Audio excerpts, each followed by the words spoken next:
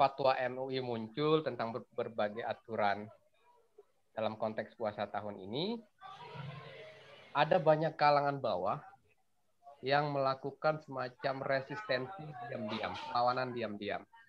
Ya, kita menyaksikan di lingkungan sekitar kita banyak orang tua yang menggerutu diam-diam terhadap fatwa MUI. Mereka menganggap misalkan larangan Jumatan itu sebagai sesuatu yang mengancam Islam, sebagai sesuatu yang membuat kita merasa insecure sebagai umat. Bahkan kemarin saya baca berita, tadi juga saya sampaikan, karena tadi juga saya kebetulan diundang cuap-cuap begini, orang komunitas Medan itu. Di Lombok Tengah saya baca di berita online bahwa larangan Jumatan itu dianggap sebagai kelakuan PKI. Saya baca itu ada sampai kepala desa bentrok dengan pemuda. Teman-teman bisa akses. Jadi seorang pemuda itu mengumumkan di masjid pakai pelantang suara loudspeaker bahwa larangan Jumatan sebagai sesuatu yang dalam tanda petik adalah agenda PKI. Nah, dari berita itu kemudian saya berefleksi bahwa ternyata kesadaran keagamaan kita masih dibalut, artinya ada trauma sejarah, misalkan cerita komunisme Indonesia yang macam cerita-cerita PKI, ya pasca 65 yang diproduksi SD baru itu masih mengakar kuat dalam alam pikir masyarakat Muslim Indonesia. Itu yang pertama. Yang kedua, sebetulnya pemindahan dari masjid ke rumah dalam konteks ibadah adalah sesuatu yang secara syar'i itu sah, punya dalil yang jelas, punya landasan-landasan teologis yang kuat. Misalkan saya baca satu artikel yang khusus tentang fatwa-fatwa COVID itu, fatwa hola virus corona itu saya baca, ada di situ fatwa ulama Mesir, ada ulama Saudi, ulama Timur, semua sepakat bahwa menyikapi ta'un ya dalam bahasa hadisnya, pandemi dalam bahasa saintifik modern hari ini, menjadi uzur syar'i yang membuat kita harus diam di rumah dan mengubah gaya beribadah kita, misalkan Jumat menjadi sholat zuhur. Itu secara agama sah, tetapi dalam kesadaran kebudayaan masyarakat Muslim di Indonesia itu tidak bisa diterima secara utuh gitu loh. Meskipun misalkan, mohon maaf Tuan Guru, kita sebagian besar menyerukan kita diam di rumah, beribadah. Tetapi masyarakat kecil, awam, banyak saya dengar mengeluh. Karena apa? Orang beragama itu melibatkan rasa yang itu terbentuk dalam proses sejarah yang panjang, yang melekat dengan budaya-budaya yang dihidupi selama ini. Jadi ketika orang tidak Jumatan, orang tua itu merasa gelisah. Tapi anak muda bagi kita mungkin berkah ya, bisa bebas menikmati. Oh, ternyata gara-gara corona kita tidak Jumatan, ada bonus gratis gitu. Tapi bagi orang tua tidak. Tanya aja ke kakek-kakek kita itu. Mereka gelisah dengan itu. Nah, kalau kemudian saya berpikir bahwa meminjam bahasa Talal Asad, mungkin dia seorang antropolog yang ahli di bidang Islam, itu agama itu sebagai diskursif, agama sebagai wacana. Artinya fatwa MUI itu level diskursifnya itu elit gitu loh, ilmuwan.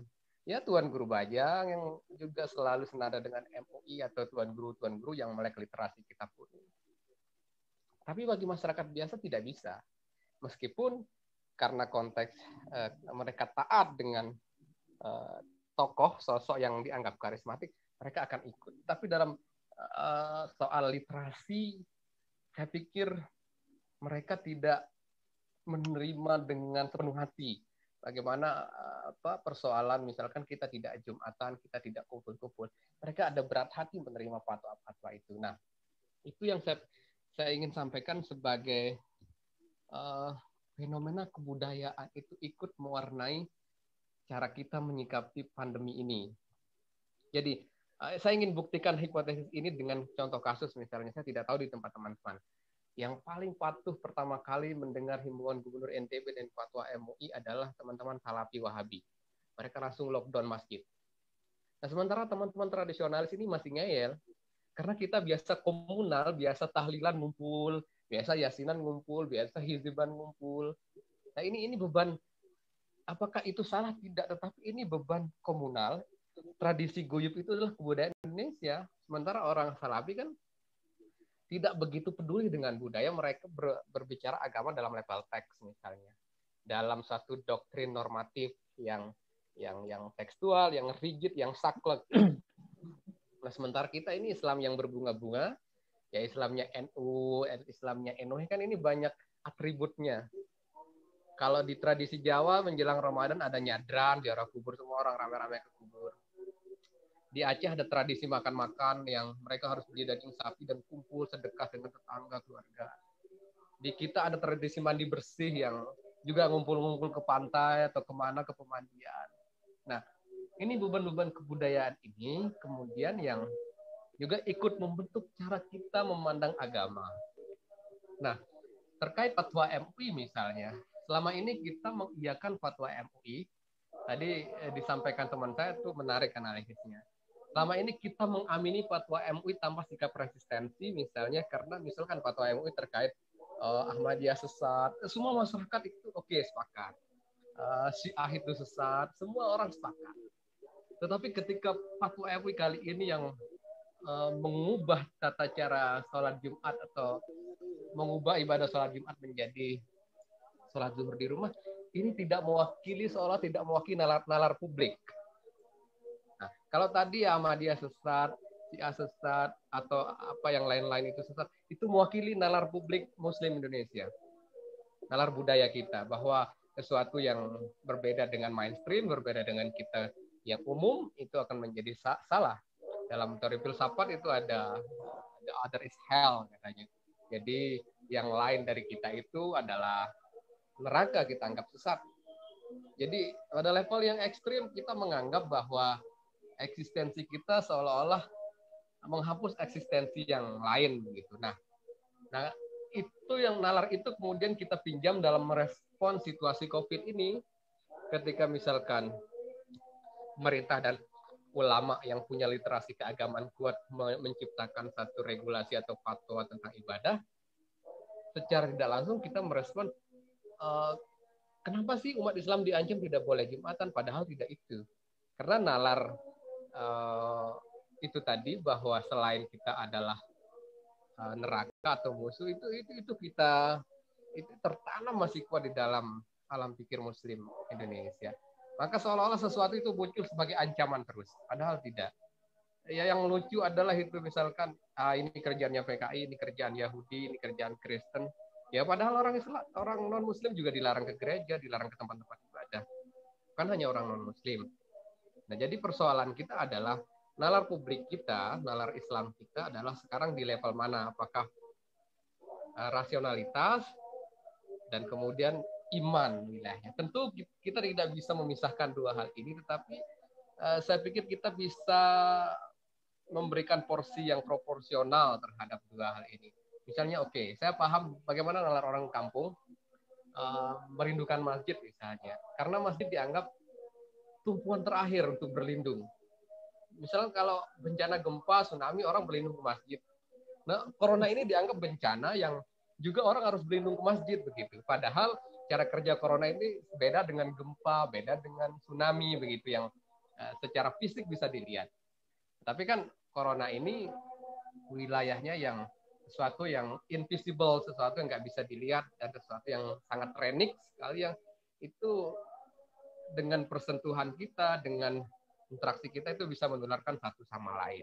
Nah, di situ posisi umat beragama bahwa oke, selama ini kita membanggakan Islam tradisional, Islam moderat atau Islam Nusantara sebagai sesuatu yang wow, tapi di sisi yang lain ketika menghadapi COVID ini, Islam tradisionalis itu yang mohon maaf di perkampungan, di pedesaan yang agak ngeyel, bukan Islam konservatif. Ada satu yang berbalik saya pikir.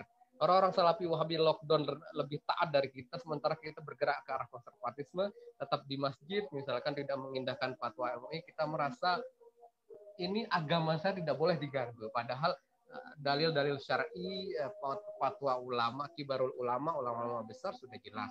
Tapi itulah realitas bahwa cara beragama yang kental budayanya, satu sisi pada saat seperti ini punya kekurangan. kita paling baik, tapi di sisi tertentu Islam kita punya kekurangan. Nah, barangkali ini prolog saja untuk memanjang perdebatan nanti. Sekian, wassalamualaikum warahmatullahi wabarakatuh. Terima kasih Kanda Said. Baik, langsung saja untuk mengefisiensi waktu ke pemateri kedua, Kanda Zainul Muttaqin. Kepadanya waktu dan tempat. Silakan.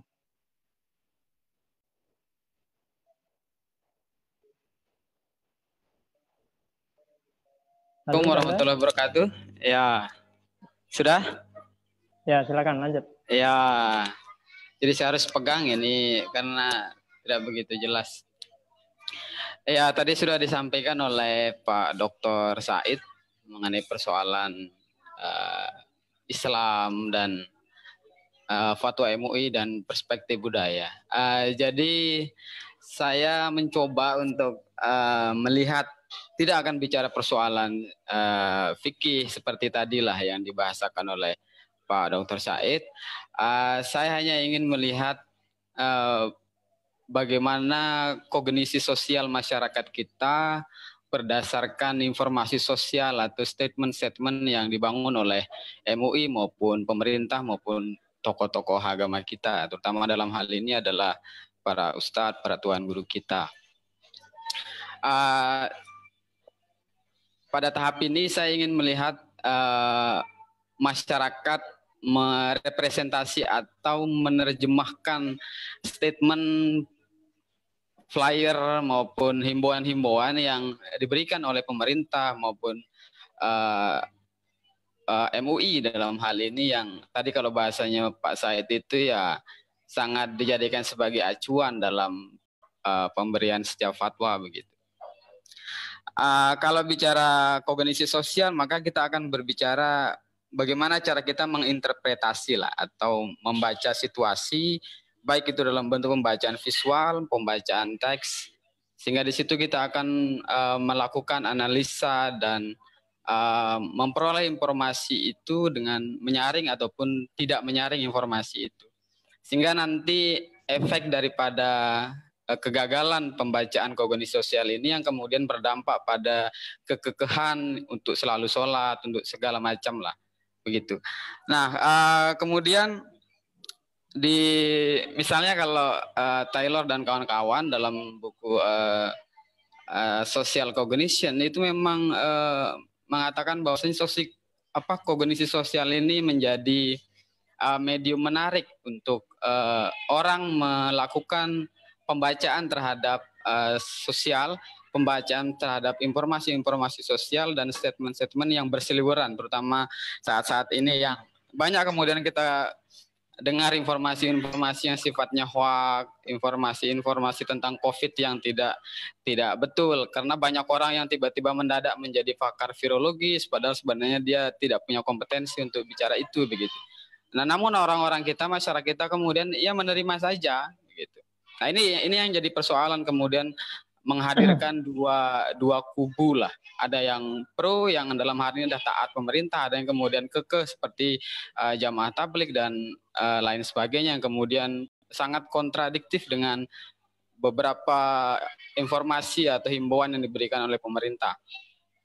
Nah, dalam pembacaan kognisi sosial memang kita akan melihat yang pertama, yaitu adalah persoalan skema. Karena skema ini adalah struktur mental yang membantu orang untuk mengatur informasi yang masuk dan akan diterjemahkan ke dalam perilaku dia.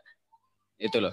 Nah, yang pertama kita kenal ada istilahnya self skema atau skema pribadi, yang dimana fungsinya untuk mengorganisir ingatan-ingatan kita, mengorganisir apa yang kemudian kita lihat, yang pernah kita lihat, yang pernah kita dengar, itu untuk kemudian mengendalikan proses informasi itu dengan diri kita. Yang kedua itu ada skema person ya, yang dimana kita lebih menerima informasi itu kalau sosok atau tokoh itu yang berbicara. Misalnya kalau yang berbicara itu virologis, maka orang-orang yang akademis mungkin akan lebih percaya dibanding yang berbicara itu sekedar dokter umum misalnya. Karena yang paling paham tentang virus ini adalah virologis. Itu ketika kita melihat dari perspektif skema peran atau skema person. Kita lebih melihat figur yang kemudian memberikan informasi sosial tentang COVID maupun instruksi-instruksi yang menyebar pada saat pandemi ini. Terus yang ketiga itu ada istilahnya skema peran. Nah, di skema peran ini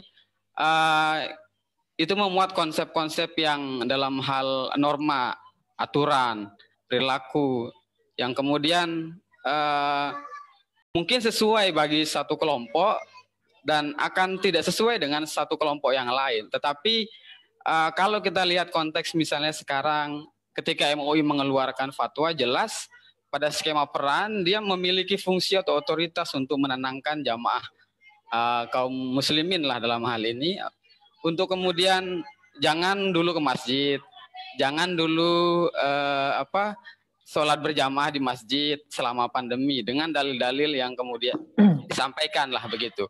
Nah, di sini kita akan melihat bagaimana kemudian dari skema peran ini perilaku yang dihadirkan juga sesuai dengan instruksi oleh pembuat peran itu sendiri, dalam hal ini MUI maupun pemerintah.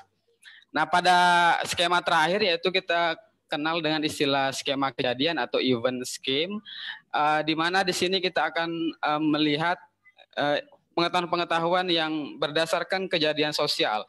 Misalnya begitu COVID sudah mulai hadir di Indonesia, kemudian pemerintah, instansi-instansi, tokoh agama kemudian cepat menyampaikan informasi-informasi kepada masyarakat agar kemudian wabah ini tidak menjalar dari perspektif kompetensi mereka masing-masing, khususnya begitu ketika tokoh agama ya sesuai dengan perspektif keagamaan. Begitupun pemerintah, begitupun orang-orang sains dan orang-orang kesehatan yang memberikan interpretasi yang berdasarkan urutan sosial kejadian yang ada di masyarakat kita. Semakin tinggi tingkat terjadinya COVID ini, maka kita kemudian hadir banyak sekali narasi-narasi lingual yang kemudian dihadirkan, seperti misalnya PSBB, ya pembatasan sosial berskala besar. Kemudian muncul lagi istilah yang lain, misalnya wajib menggunakan masker. Nah, ini semacam narasi yang dibangun oleh skema peran itu. Nah, akan tetapi skema itu tidak mungkin terjadi kalau pada tahapan selanjutnya yang kita sebut sebagai atensi. Karena di atensi ini kita akan melihat apakah informasi yang disampaikan itu diterima atau tidak, disaring atau tidak. Di tahap atensi kemudian akan mempengaruhi pikiran kita, karena contoh misalnya kalau orang yang di sawah bekerja petani itu tidak begitu memiliki ketakutan atau tidak begitu aware yang kuat lah terhadap istilah PSBB, kemudian istilah lockdown, kemudian istilah yang lain-lain yang kemudian marak diinstruksikan. Sehingga pada tahap atensi ini orang akan mulai menyaring. Bagi orang yang waras, tanda petik lah, takut dengan diri sendiri, keselamatan keluarga, maka pada proses atensi ini dia akan melakukan penyaringan. Oh betul, kalau sering keluar tidak pakai masker dan segala macam, ini akan menjadi medium misalnya transfer virus segala macam, sehingga mereka akan menyaring informasi itu yang kemudian akan direkam atau tindakan lanjutnya disebut sebagai encoding. Di tahapan encoding ini apa yang kemudian diserap dari sebuah pernyataan, sebuah himbauan, itu akan diendapkan dalam broca otak kita. Jadi kalau di kajian neurolinguistik itu broca itu berfungsi untuk merekam apa yang kemudian kita dengar, yang kita lihat. Jika itu cocok dengan kita, maka broca itu akan melakukan encoding. Jadi dia akan direkam secara otomatis. Begitu misalnya itu baik untuk keselamatan kita, baik untuk ini, maka akan secara otomatis akan informasi-informasi itu akan direkam di dalam otak. Nah, hasil perekaman ini kemudian akan berlanjut pada tahap yang kita sebut sebagai recall memory atau retrieval memory. Jadi pemanggilan kembali. Contoh kasus misalnya ketika tetangga kita itu masuk dalam kategori suspek COVID misalnya, orang ribut dia suspek, kemudian dirilis oleh pers konferensi di gubernuran, orang ini positif, maka kita secara spontan itu akan melakukan retrieval atau recall memory, bahwasanya kalau saya dekat, maka ini akan berdampak ke saya. Kalau saya melakukan kontak atau bertransaksi jika dia berjualan, maka ini akan berpengaruh ke saya. Nah, hasil atensi dari beberapa skema tadi yang kemudian direkam dalam otak ini akan kemudian muncul kembali di masyarakat kita untuk kemudian tidak melakukan kontak dengan orang yang kena virus, tidak melakukan perjalanan bagi daerah-daerah yang sudah masuk zona merah, dan yang lain-lain. Karena dengan pemahaman kognisi itu kemudian membuat mereka aware dengan diri mereka dan keluarga mereka. Akan tetapi persoalannya ternyata tidak segampang itu kalau kita lihat di masyarakat kita, karena kalau tadi Pak Dokter sudah sampaikan banyak yang ngeyel, kekeh, kalau dikatakan tadi misalnya ahli sunnah itu yang paling taat dengan himbauan begitu, saya pikir betul ya, karena cukup patuh sekali. Tapi di masyarakat kita banyak yang kemudian tidak merespon ini, jadi kognisi mereka tidak kemudian bekerja dengan baik. Kalaupun ada, hanya bisa kita hitung. Jika kemudian itu tidak terjadi di daerah mereka, maka tidak begitu aware. Contoh, wajib menggunakan masker. Kalau saya jalan-jalan misalnya ke Pancur, hanya bisa dihitung lah orang yang menggunakan masker. Padahal itu instruksi. Artinya apa? Droplet yang kemudian menyebar dari orang, itu akan sangat rentan kemudian masuk ke pernapasan kita melalui mulut dan hidung kita, sehingga diwajibkan untuk masker. Tapi menginterpretasi ke sana itu tidak semua orang akan melakukan itu, sehingga pada tahap ini kognisi sosial di masyarakat kita dalam membaca informasi-informasi yang beredar itu sering mengalami kegagalan, sehingga kita melihat ada kelemahan nanti. Seperti apa kelemahannya? Satu, kita akan melihat semacam bias negativitas. Jadi orang lebih cenderung untuk memperhatikan hal-hal yang atau informasi yang sifatnya negatif misalnya. Karena COVID ini selalu kemudian clue-nya itu adalah kematian. Sehingga itu berpengaruh terhadap imunitas orang. Ya kan? Nah, ketika orang lebih banyak kemudian melakukan atensi atau hanya memilih informasi-informasi yang tanda petik lah, yang menakutkan, yang horrible, kemudian yang negatif, itu akan membuat dia secara personal itu terganggu dalam membaca atau melihat fenomena-fenomena sosial yang ada saat ini. Nah, ini kemudian berdampak sehingga apa? Misalnya jamaah kayak jamaah tabligh gitu ya. Bagi mereka yang mematikan itu Tuhan, bukan virus gitu loh. Karena di sini mereka melakukan filterisasi di tahap atensi itu. Bahwasanya informasi yang diberikan oleh virologis, oleh pemerintah itu mental. Karena dia tidak menerima. Nah, pada tahapan yang kedua kita akan melihat problemnya itu adalah bias optimistik, orang terlalu pede gitu. Orang terlalu pede, aloh, mati aja mati, enggak kan? Orang kemudian terlalu yakin tidak ada orang mati karena virus, yang ada itu orang itu mati karena ya memang sudah waktunya mati gitu. Nah, ini yang kemudian banyak juga yang kita lihat dalam realitas masyarakat kita, sehingga membaca kognisi sosial ini cukup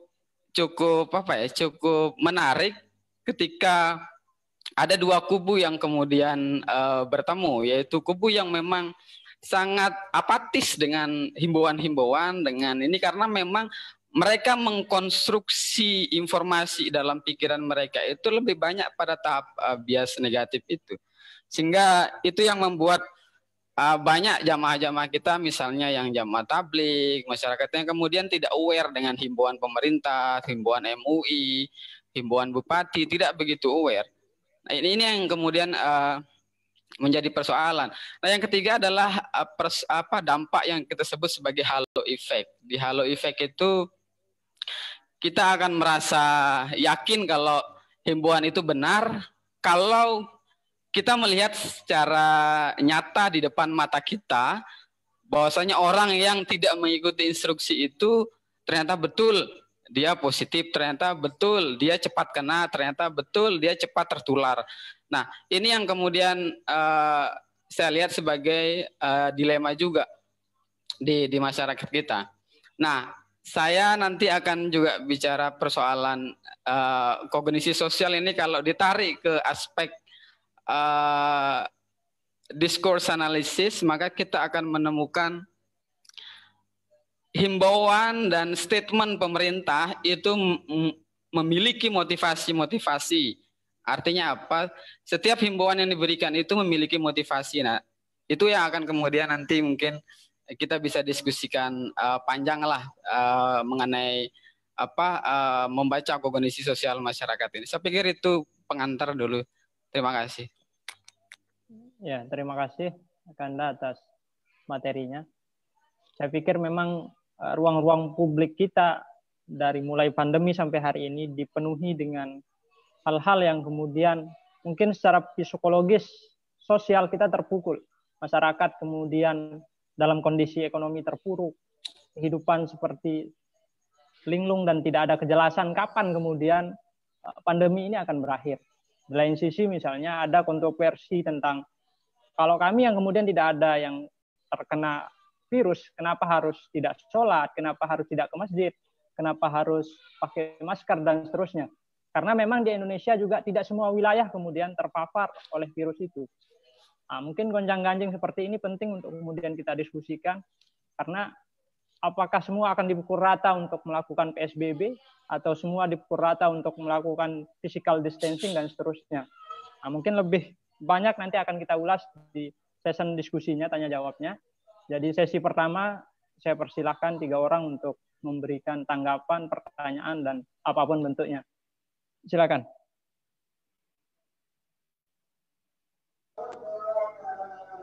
Masuk Kanda.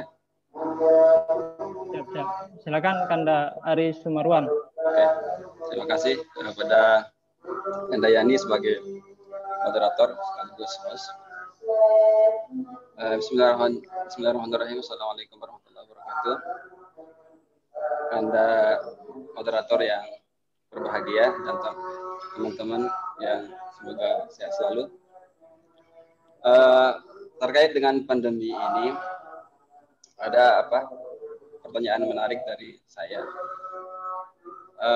Dari pandemi ini kan muncul kemudian semacam praduga dari beberapa orang atau sekelompok tokoh mungkin, bahwa pandemi atau virus ini kemudian diklaim sebagai konspirasi global. Contoh kasus kemudian yang cukup viral itu Jering, yang kemudian ditanggapi oleh beberapa tokoh dokter, kemudian di Kompas TV juga ditayangkan oleh Aiman. Meski kemudian saya pribadi melihat argumen-argumen yang dilontarkan atau disampaikan oleh Jering itu sebenarnya bisa dikatakan argumen yang cukup mentah. Gitu.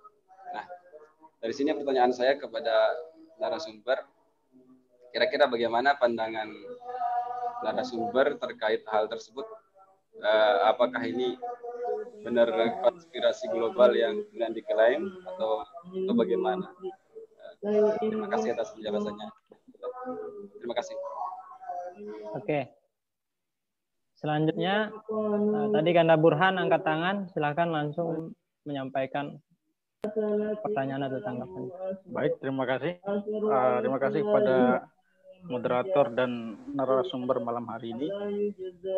Diskusi yang tahap keempat ini, season keempat ini merupakan tindak lanjut yang kemarin yang cukup lebih mendalam saya rasa. Saya pertama sebelum besar dari apa yang disampaikan penarasumber maupun yang penting kita bahas hari ini. Mohon maaf dulu saya Yunda Reni, silakan di mute dulu voice suaranya biar tidak mengganggu diskusi. Reni Sri. Lanjut, Kanda Burhan. Baik, saya lanjut. Pertama, berkaitan dengan apa yang disampaikan narasumber tadi, bahwa sebab salah satu juga penyebaran ini sangat percepatannya sangat kuat sekali di masyarakat.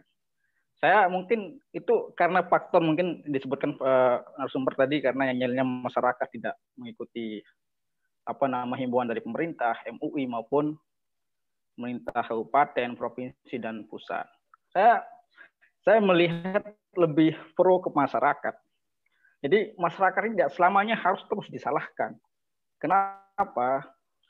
Bahwasannya pemerintah ini sebenarnya sudah timpang tindih kebijakannya, termasuk MUI.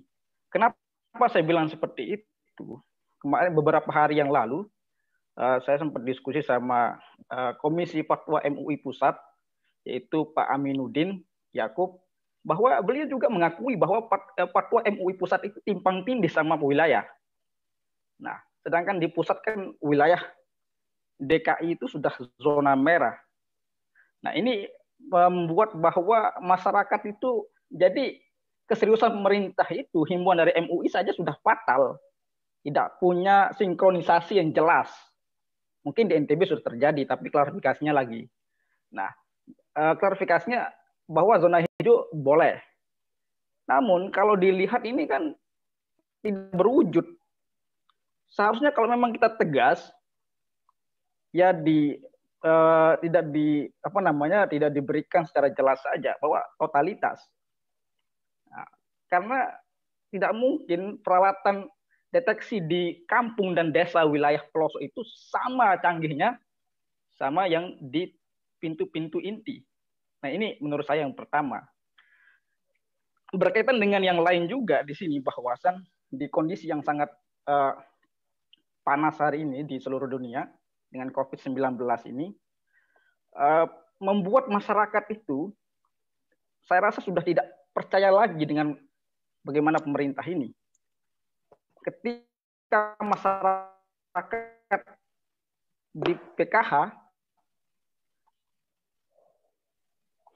di PHK besar karena COVID ini, di sana pemerintah pusat juga memasukkan TKA.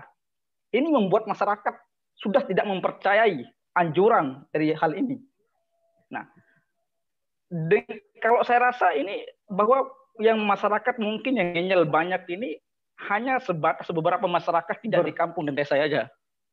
Di luar, macet di situ. Lanjut dah, macet tapi di situ. Geser ke sini. Ya, saya lanjutkan. Bahwasannya di sini, saya rasa kalau disalahkan bahwa sebagai titik penyebaran membuat ini menjadi cepat masyarakat, itu saya rasa kurang tepat. Jadi di sini bagaimana solusi bahwasannya aspirasi-aspirasi kondisi sosial seperti ini perlu kita imbangi dari pemerintahan. Bahwa tidak mesti harus rakyat saja, namun kebijakan-kebijakan itu perlu dievaluasi lagi. Nah, kira-kira ini menurut narasumber dua narasumber ini bagaimana solusinya? Karena kalau terus-menerus kita masyarakat seperti ini kita pojokkan, jadi bisa akan berlawanan kondisi ini. Nah, mungkin itu saja dari saya. Terima kasih. Saya kembalikan kepada moderator. Ya, terima kasih. Poin-poin pertanyaannya walaupun agak macet tadi tapi udah terekam. Selanjutnya tinggal satu lagi penanya untuk sesi pertama ini. Silakan.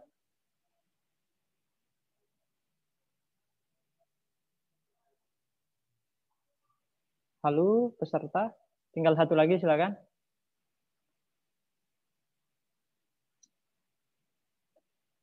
Oke, kalau memang tidak ada kita lanjut dulu untuk kita persilahkan pemateri untuk menanggapi pertanyaannya. Pertanyaan pertama dari Kanda Ari Sumarwan. Lalu apakah kemudian pandemi COVID-19 ini konspirasi atau tidak?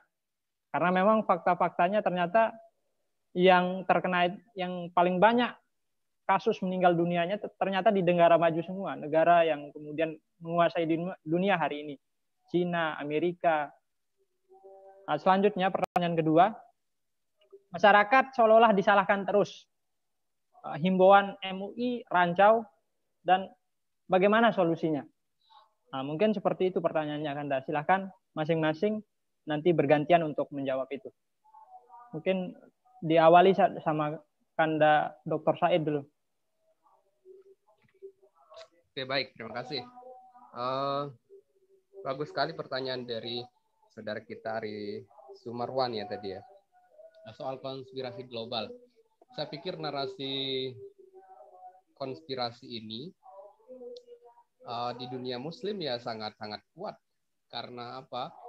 Pertama, ada efek panjang sejarah ya, mulai dari peristiwa Perang Salib, kemudian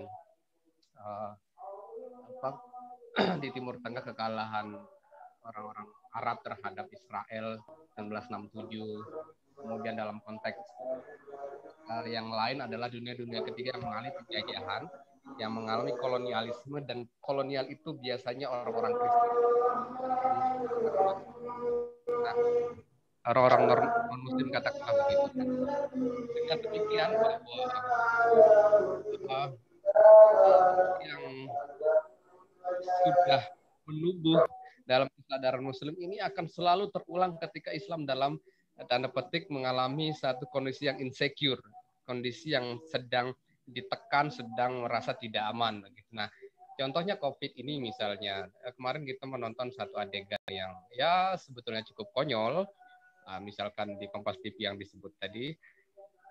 Kenapa kita membaca COVID ini selalu dengan narasi konspirasi? Bukankah banyak perspektif lain yang bisa kita gunakan, misalnya bagaimana kita melihat COVID ini sebagai muhasabah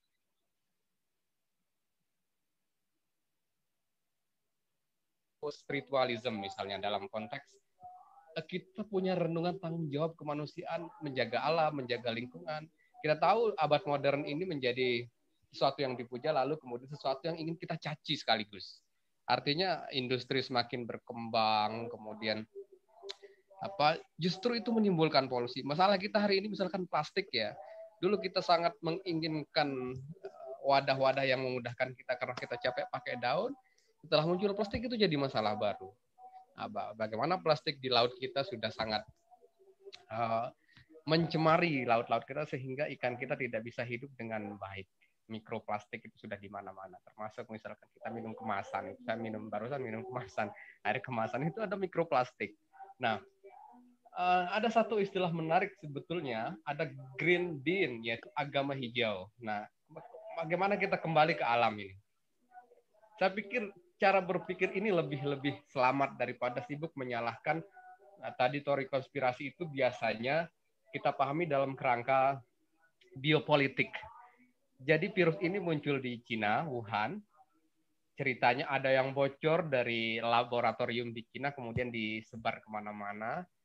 Ini tentu tidak lepas dari situasi global saat ini, perang dagang antara Amerika dan Cina. Ini juga bermain unsur politik ini, yang kemudian juga menciptakan wacana besar, menciptakan wacana yang itu hidup dalam otak-otak kita ini ketika kita membaca berita online. Dulu kita tidak tahu berita dari mana karena kita keterbatasan internet. Hari ini berita dari mana-mana Anda baca, dan itu membentuk kognisi kalau dalam bahasa Pak dosen Zainul Muttaqin. Jadi kognisi kita hari-hari ini dibentuk oleh media. Dan media itu sekarang masing-masing punya corong, artinya media yang satu dia akan berbicara dalam kepentingan Amerika, media yang lain dia akan berbicara dalam kepentingan Cina. Lalu juga di balik kepentingan media ada apa? Ada perang dagang. Kita tahu bahwa Cina sebagai satu negara yang satu-satunya yang boleh jadi bisa menyaingi Amerika dalam industri perdagangan. Maka Amerika juga sangat takut terhadap Cina sebagai sesuatu kekuatan di Asia yang bisa jadi melibas kekuatan Amerika. Oleh sebab itu teori konspirasi tentang pandemik virus corona ini juga tidak lepas dari narasi besar itu ekonomi politik. Ya. Tetapi bagi saya adalah yang paling penting adalah bahwa virus ini adalah gejala alam, yaitu suatu natural science dalam kacamata biologi yang mungkin ini efek dari bagaimana kita selama ini mengeksploitasi alam kita. Kita tahu tambang emas di mana-mana, terus sawah ladang kita semakin menyempit, kemudian produksi yang mencemarkan udara kita karena asap, ya oksigen kita semakin tidak berkualitas. Saya pikir refleksi secara kebudayaan, saya pikir ada yang keliru dari apa yang selama ini kita sebut modernitas. Ada yang perlu di rethinking, ada perlu dipikir ulang bahwa modernitas bukan solusi segala-galanya bagi kehidupan manusia, meskipun saya sebagai kita semua yang hidup di abad 21 ini yang tidak mau merupakan penikmat konsumen budaya-budaya modern, tetapi perlu ada cara pandang yang mengingatkan kembali kita ke tahap kehidupan normal dalam kalau sekarang new normal, saya ingin menyebut old normal. Jadi cara berhidup lama orang bercocok tanam. Karena persoalan kita hari ini ketika pandemi kita tidak bisa pasar kita ini ambruk. Jadi harus ada ketahanan pangan lokal. Jadi kita harus kembali menjadi petani, kita harus kembali bertani.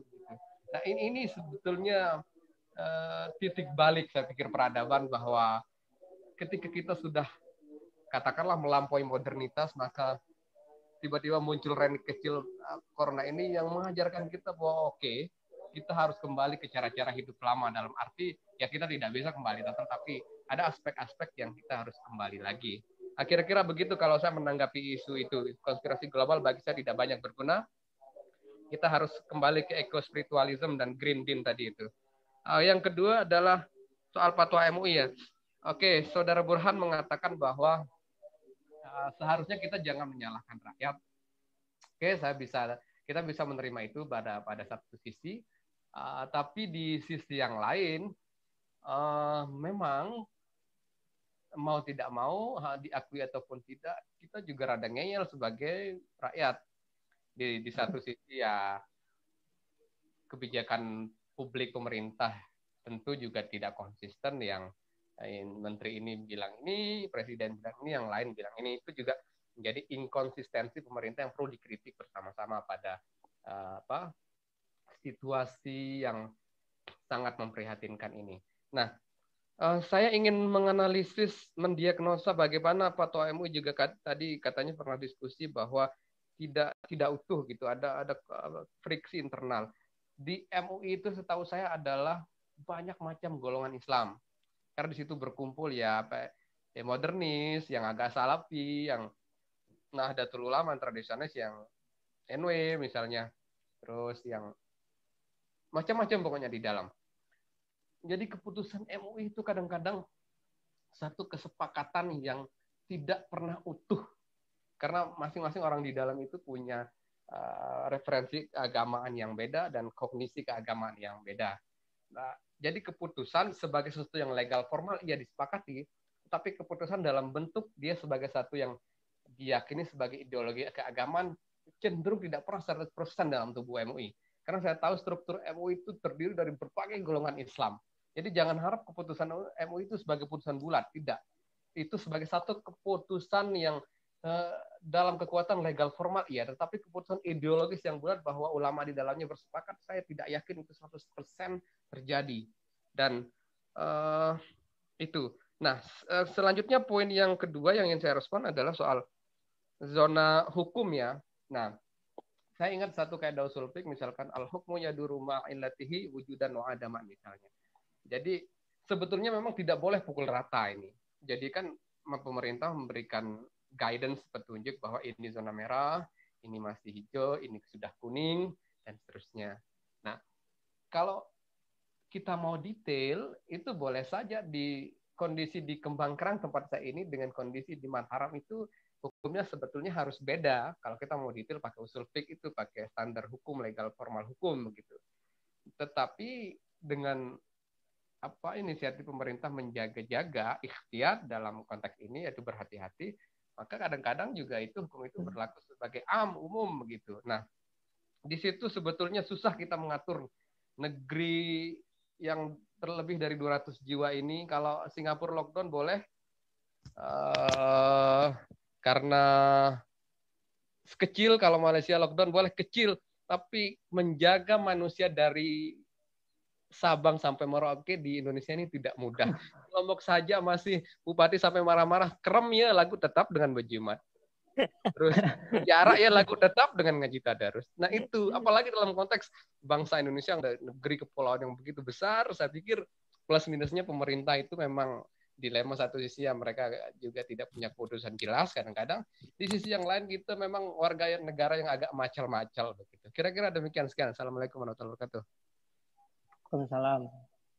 Silakan Kanda Zainul Mutakin, ada yang mau ditanggapi? Ya, assalamualaikum warahmatullahi wabarakatuh.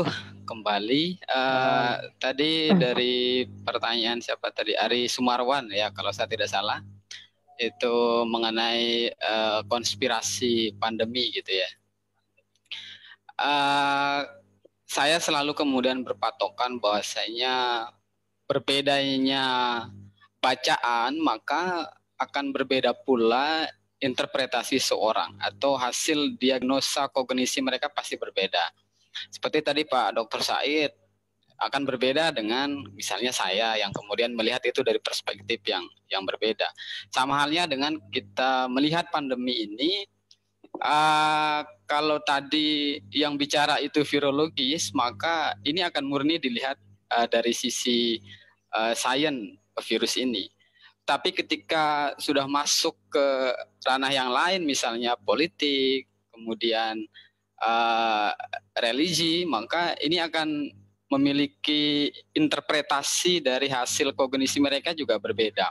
Sehingga dalam kajian kognisi sosial, itu kalau di social cognition kita akan melihat ada beberapa kecenderungan orang untuk kemudian menyimpulkan informasi sosial atau informasi visual yang kemudian dilihat atau dirasakan lah atau dibaca begitu. Yang pertama itu kita akan melihat satu yaitu lebih banyak kemudian kita akan memperhatikan hal yang sifatnya tanda petik lah itu negatif gitu, karena ketika keputusasaan kita melihat pemerintah yang ya tanda petik lah kekurangan alat ukur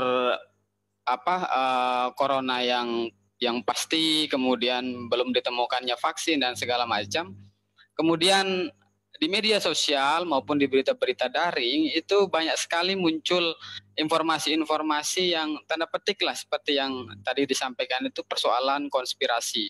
Memang kalau dulu saya pernah baca di Bloomberg itu memang ini sebenarnya trade war atau perang dagang.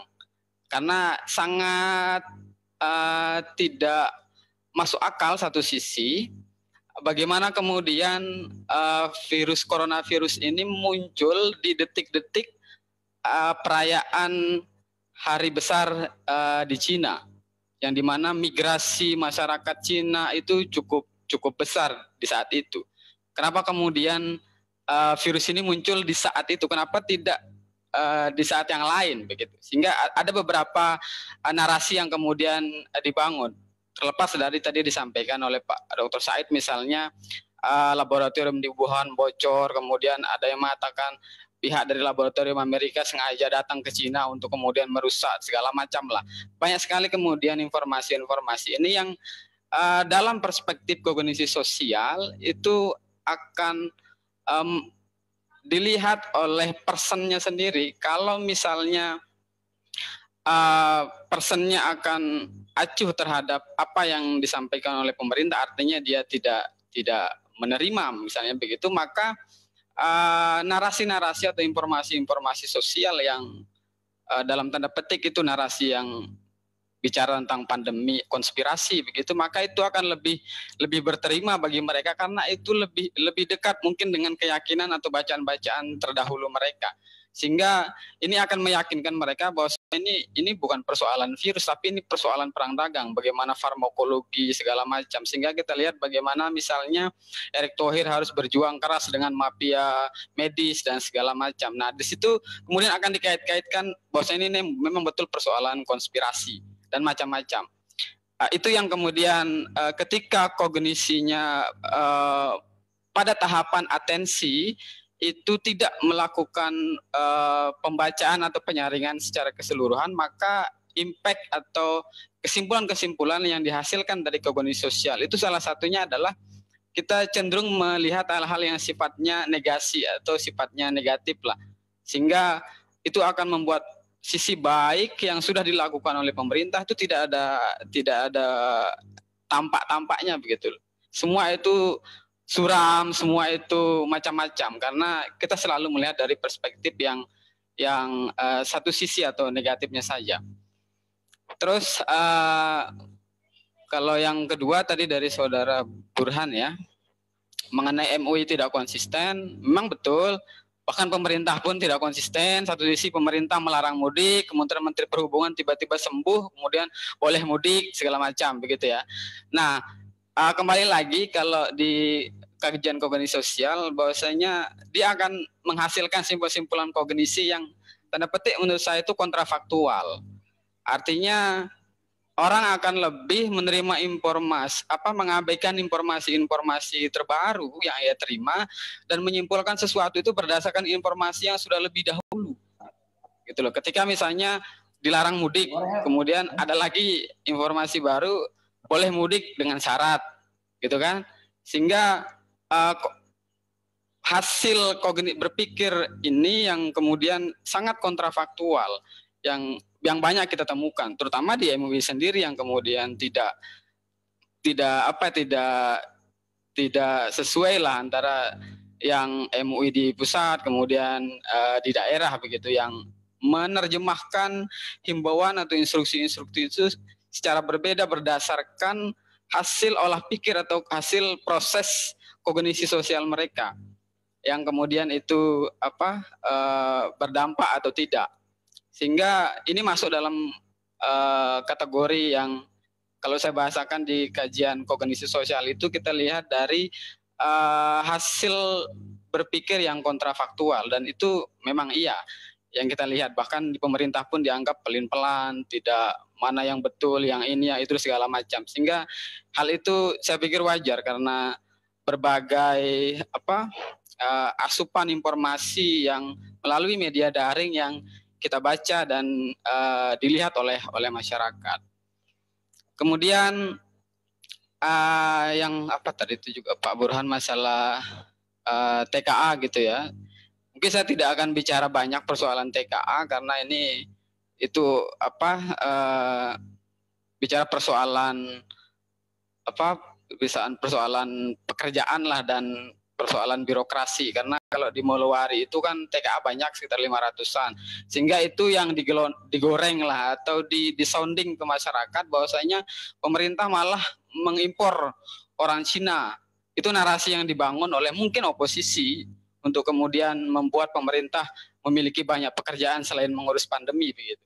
Nah, ini yang kemudian narasi-narasi itu atau informasi-informasi sosial melalui media daring itu yang kemudian ketika dibaca oleh orang yang tidak memiliki misalnya pengetahuan yang cukup tentang satu kasus, satu soal, kita sering kemudian berhenti untuk menyaring informasi itu pada tahapan itu saja, tanpa kemudian melakukan komparasi dengan narasi-narasi atau informasi sosial yang lain yang kemudian sering membuat orang dalam tataran menyimpulkan hasil kognisi sosial itu yang inkonsisten, yang dimana mereka akan memperhatikan hal-hal yang dia hanya menyimpulkan pada satu gejala sosial, yang misalnya kok TKA bisa masuk, kok orang Indonesia yang bekerja di Malaysia nggak boleh pulang, kok TKA bisa datang ke Sulawesi misalnya, sementara orang Indonesia yang bekerja di Malaysia kok nggak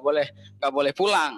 Ya, narasi ini yang kemudian mungkin dalam terjemahan saya dibangun oleh kaum oposisi untuk kemudian membuat persoalan pandemi ini menjadi menarik lah untuk digoreng begitu. Nah, terlepas dari itu memang kepiawaian kita dalam menyaring informasi, terutama tadi saya katakan di skema person maupun di skema sosial, itu kemudian kita sering terjebak pada tidak melakukan proses rethinking, berpikir kembali why it's happen, kenapa ini bisa terjadi, kenapa kemudian ini terjadi. Kita keseringannya itu adalah langsung mengambil kesimpulan, oh ternyata pemerintah tidak becus, pemerintah lebih pro Cina, pemerintah lebih ini, tanpa kemudian kita melakukan pembacaan narasi yang berimbang dari sisi positif apa yang sudah dilakukan oleh pemerintah. Karena kalau kita mau compare tenaga TKI Cina yang ke Indonesia, TKI Cina yang ke Indonesia kan mereka murni bekerja.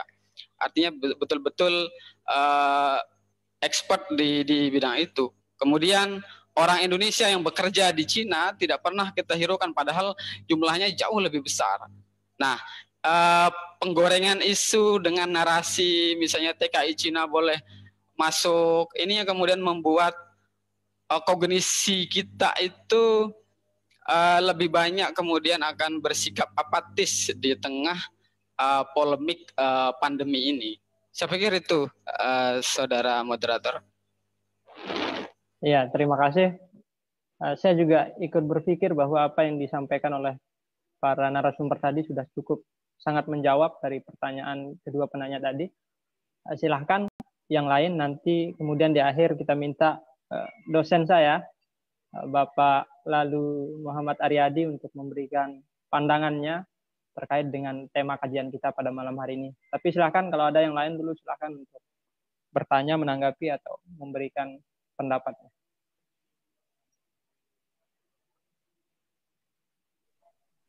Halo, jamaah. Halo. Ya, silakan. Bismillahirrahmanirrahim. Assalamualaikum warahmatullahi wabarakatuh. Waalaikumsalam. Sebelumnya terkait masalah fatwa MUI dari Dr. Said tadi, memberikan fatwa bahwa putusan legal formal yang kemudian dalam ideologi atau landasan tidak menjadi utuh, menjadi kemudian bagaimana kita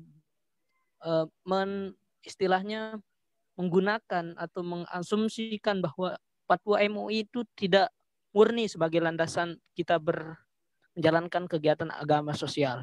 Nah, bagaimana kira-kira pandangan kita sebagai istilahnya masyarakat awam yang kemudian memberikan pemahaman kepada masyarakat di bawah terkait masalah edaran atau fatwa MUI, karena kan seperti yang dikatakan tadi itu tidak 100% yang kemudian misal latar belakang misal NW atau NU dan lain sebagainya. Ada beberapa macam golongan-golongan agama yang kemudian bergabung di dalam MUI tersebut. Cuma itu saja sih. Assalamualaikum warahmatullahi wabarakatuh. Waalaikumsalam. Ya, silakan yang lain.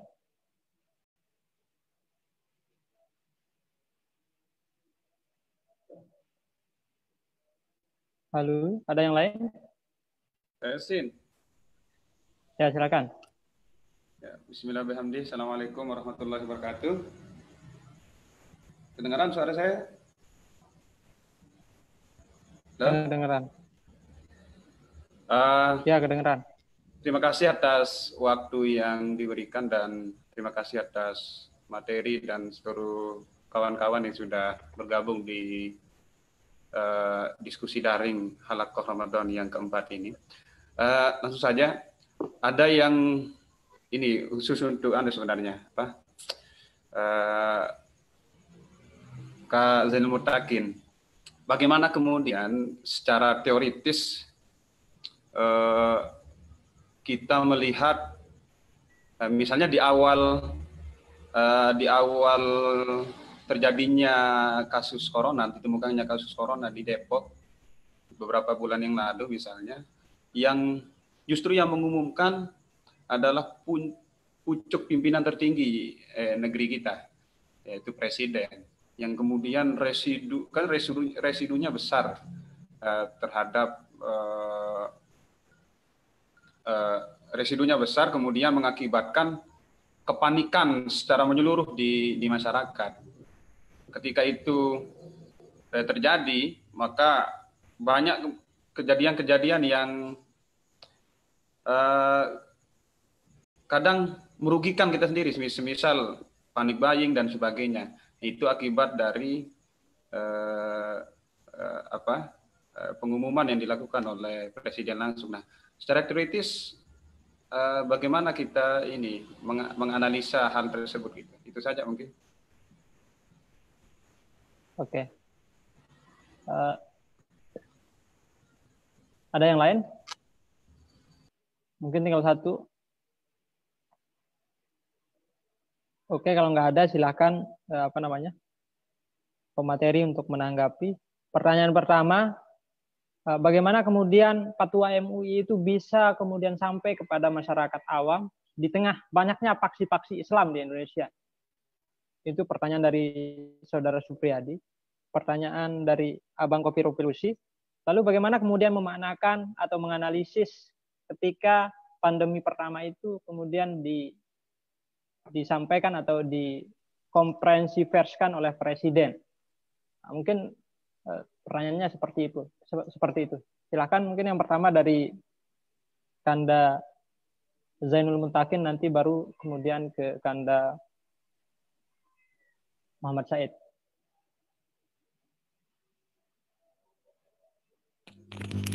Ya, terima kasih Saudara Dani ya. Ini master kita dari UPSI Malaysia ini. Baik, mengenai himbauan pemerintah yang kemudian berdampak pada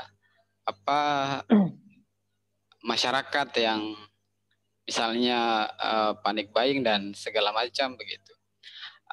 Saya melihat satu pembacaan psikologi yang kemudian dilakukan oleh staf kepresidenan juga tidak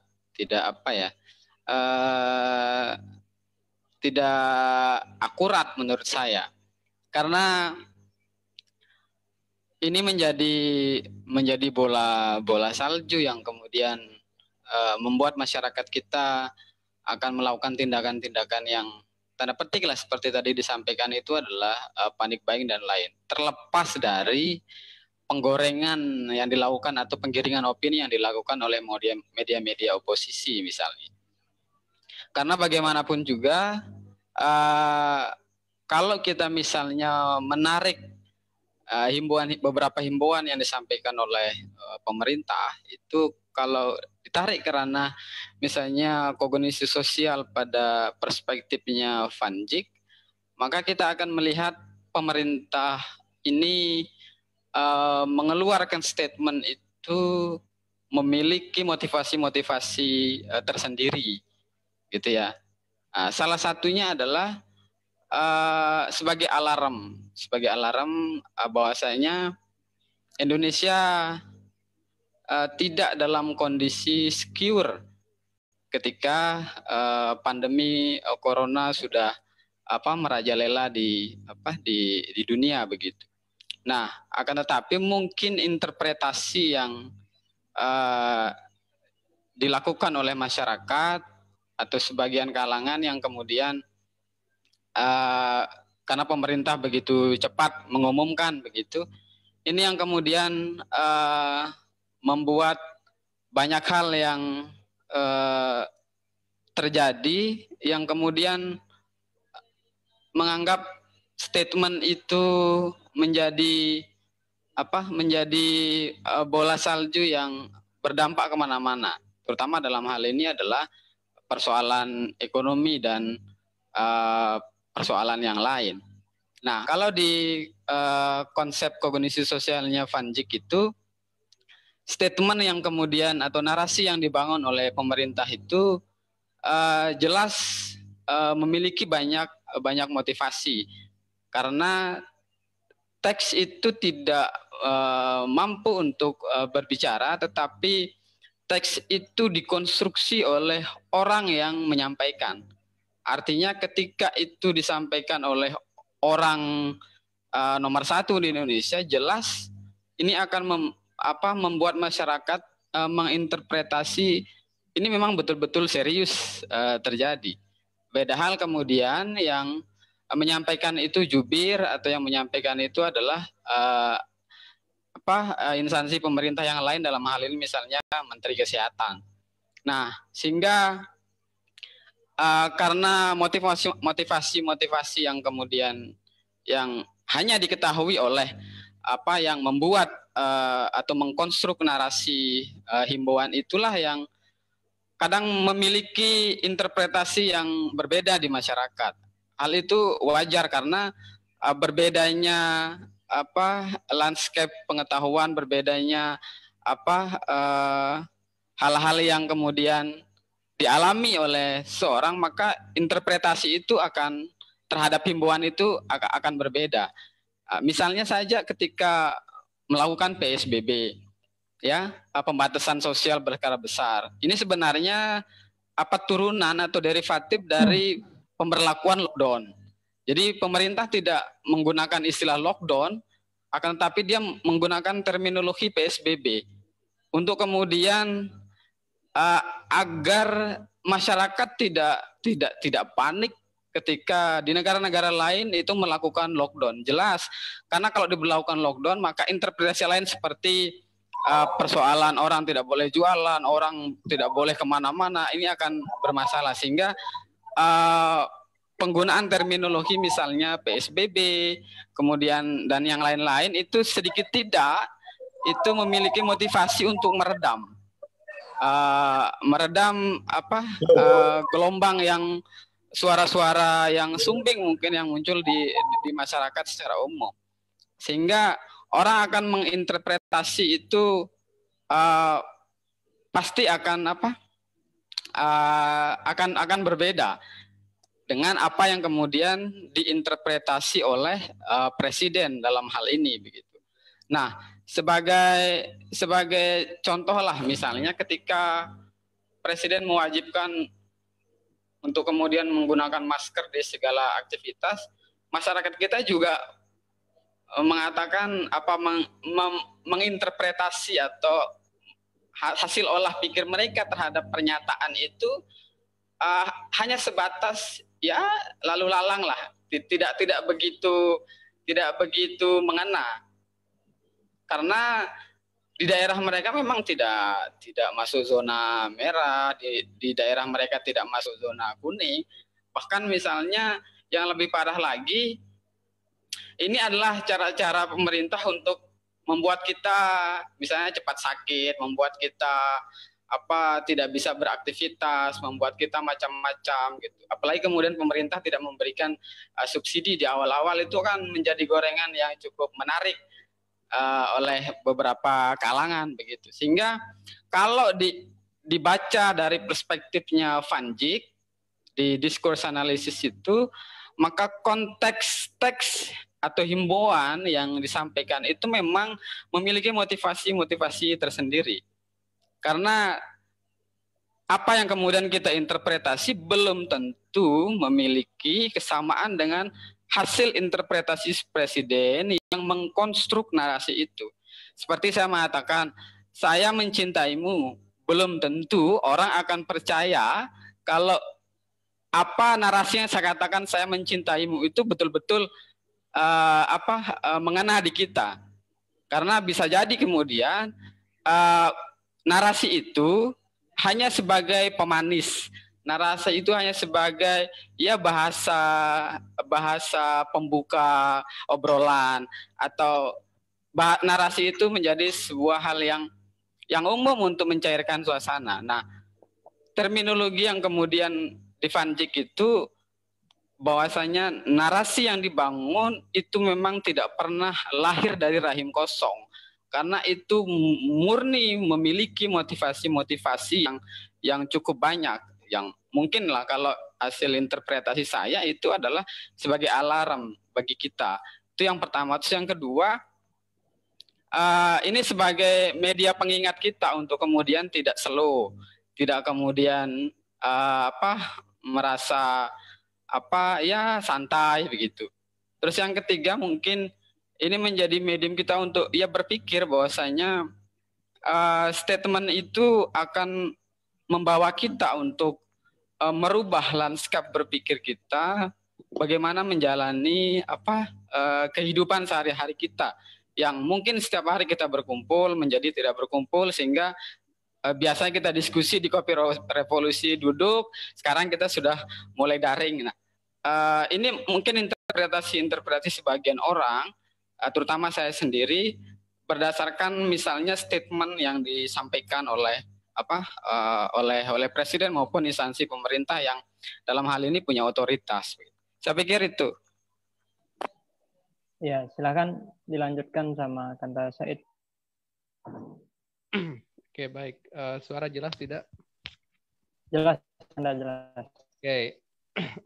Menanggapi statement atau pertanyaan dari Saudara Supriyadi tadi soal, kalau yang saya tangkap problemnya adalah bagaimana kekuatan fatwa MUI dalam bingkai, artinya bagaimana masyarakat menerima itu, karena tadi dijelaskan ada banyak faksi di dalamnya.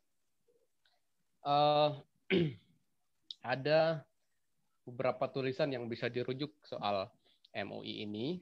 Kalau saya tidak salah ingat, pertama ada kayaknya disertasi atau jurnal itu dari Dr. Syafiq Hasim, itu temannya Mami Ari, itu orang PBNU Pusat, dia sekarang jadi Direktur Kebudayaan Universitas Islam Internasional, itu yang di Depok ya. Yang kedua adalah tulisan tentang MUI itu banyak ditulis oleh Dr. Muhammad Nur Ikhwan, dosen kami di Yogyakarta. Dia meneliti fatwa-fatwa ulama MUI dari tahun ke tahun. Nah, MUI secara kelembagaan tidak bisa dilepaskan dari peristiwa politik. Jadi kita jangan melihat MUI sebagai semata-mata lembaga agama. Itu pertama. Karena bagaimanapun MUI adalah sesuatu yang bekerja sama dengan state, dengan negara. Nah, ini perlu dipahami. Kalau saya tidak salah, MUI itu ada sejak Orde Baru kalau tidak salah, untuk menopang beberapa keputusan pemerintah yang diakal-akalin dalam tanda petik atau disiasati oleh Soeharto. Jadi ada keputusan pemerintah yang sebetulnya, misalkan salah satu contoh itu KB ya. Kalau ini banyak Tuan Guru Nahdlatul Ulama terlibat dalam kasus fatwa KB, ini perlu dibongkar arsipnya. Jadi dulu pemerintah ketika melihat kepadatan penduduk merencanakan program keluarga berencana untuk pembatasan. Kalau sekarang ada pembatasan sosial, dulu ada pembatasan reproduksi begitu. Agar kebijakan public policy dari negara untuk mengatur tingkat kelahiran bayi yang begitu tinggi, pemerintah meminjam tangan ulama, yaitu melalui fatwa MUI misalnya. Kalau tidak salah itu kata ayatnya yang artinya saya lupa. Jangan tinggalkan generasi lemah di belakangmu. Itu saya lupa ayatnya itu. Yang bisa tolong ingatkan saya itu. Banyak ustadz di belakang masalahnya. Oke. Nah, dalam kasus MUI, fatwa MUI itu tidak mengikat, karena itu sifatnya istilahnya dalam ilmu hukum, saya bukan orang hukum, tetapi dia misalkan ini fatwa MUI keluar, kalau satu masyarakat tidak menjalankan itu tidak berdosa. Itu semacam levelnya himbauan, kalau tidak salah. Nah, itu ada proses panjang MUI dari peristiwa-peristiwa politik di masa Orde Baru kemudian membentuk MUI. Salah satu tujuan MUI dibentuk bukan semata-mata karena memuliakan Islam, memfasilitasi Islam ya, tetapi justru ingin menjinakkan Islam politik di saat-saat itu. Kita tahu Soeharto adalah orang yang dekat dengan abangan.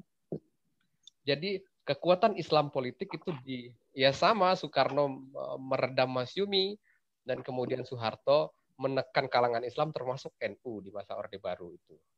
Nah, itu juga kenapa ada MUI. MUI ini sebagai satu proses yang terbentuk dalam peristiwa sosial politik yang kemudian bisa dimanfaatkan untuk menjinakkan umat Islam. Karena umat Islam itu lebih dengar kiai, ulama ketimbang pemerintah. Nah, hari ini misalkan kita lihat kalau sudah kiainya yang bilang oke, kita sholat Jumat, kita akan sholat Jumat meskipun orang-orang berbusa-busa ngomong di televisi, ngomong di MUI pusat, ada himbauan untuk, tapi kita sholat Jumat, itu buktinya. Maka MUI adalah dalam tanda petik ya satu alat negara yang khusus fungsinya dibentuk untuk menjinakkan orang-orang Muslim ini kayak kita ini. Itu pertama. Kekuatannya MUI itu apa ya? Kalau saya pribadi ya, kalau fatwa itu bagus untuk limaslahatil ummah, kira-kira begitu bahasa ustadz-ustadz itu, ya kita ikuti. Tapi kalau yang mendatangkan mudarat ya jangan. Saya ingin kasih contoh bahwa MUI itu tidak menjadi lembaga suci, misalnya ketika MUI mengeluarkan fatwa tentang haramnya sekularisme, liberalisme, apa satu itu, nanti Pak Ari itu paham soal ini. Tidak semua ulama sepakat. Gus Dur pernah mengkritik MUI, bahkan Gus Mus yang kita kenal sangat santai, pernah bertanya dengan nada yang agak sentimental, MUI itu makhluk apa? Jadi sebetulnya MUI tidak menjadi lembaga suci secara mutlak, tapi dia bisa menjadi satu jembatan antara pemahaman keagamaan masyarakat umum dengan elit-elit agama, katakanlah ulama yang berkumpul di MUI. Apakah mewakili atau merepresentasikan seluruh ulama? Tidak. Karena yang duduk di situ, mohon maaf, banyak yang tidak duduk di MUI lebih alim dari orang-orang yang duduk di MUI. Karena saking banyaknya kiai ulama, tidak semua bisa duduk di sana. Contoh misalnya di MUI NTB, saya tidak tahu kualitas teman-teman yang duduk di situ juga mungkin orang-orang di luar MUI NTB tidak kalah kualitas keagamanya dibanding teman-teman yang duduk di MUI NTB. Nah, jadi bagi saya adalah saya ingin mengambil jalan tengah saja. Pertama, MUI itu tidak menjadi makhluk atau barang suci, dia juga harus dikritik kalau fatwanya tidak baik. Ini seringkali kritik itu muncul dari kalangan intelektual biasanya. Kalau kalangan awam orang sibuk bertani atau kalau itu sudah ada dalil Qur'annya, kita amalkan, selesai. Nah, yang kedua adalah jika fatwa MUI itu concern dan fokus ke itu yang maslahah ammah itu, kemaslahatan umum, misalkan kasus pandemi ini, maka saya pikir tidak ada salahnya kita akan itu sebagai satu petunjuk hukum yang memberi kita rambu-rambu untuk begini loh situasi kita, maka kita harus ibadah seperti ini. Saya pikir kedudukan MUI bagi saya pribadi ya sebagai satu rambu-rambu yang dia tidak selalu benar, tetapi dia memberikan satu petunjuk yang mengarahkan kita kepada apa yang ingin kita tuju. Saya pikir posisi MUI bagi saya pribadi di situ. Sekian. Terima kasih. Ya, terima kasih. Mungkin selanjutnya kita minta pendapat dari dosen saya, Pak Lalu Muhammad Aryadi, untuk memberikan pandangannya. Silakan, Pak.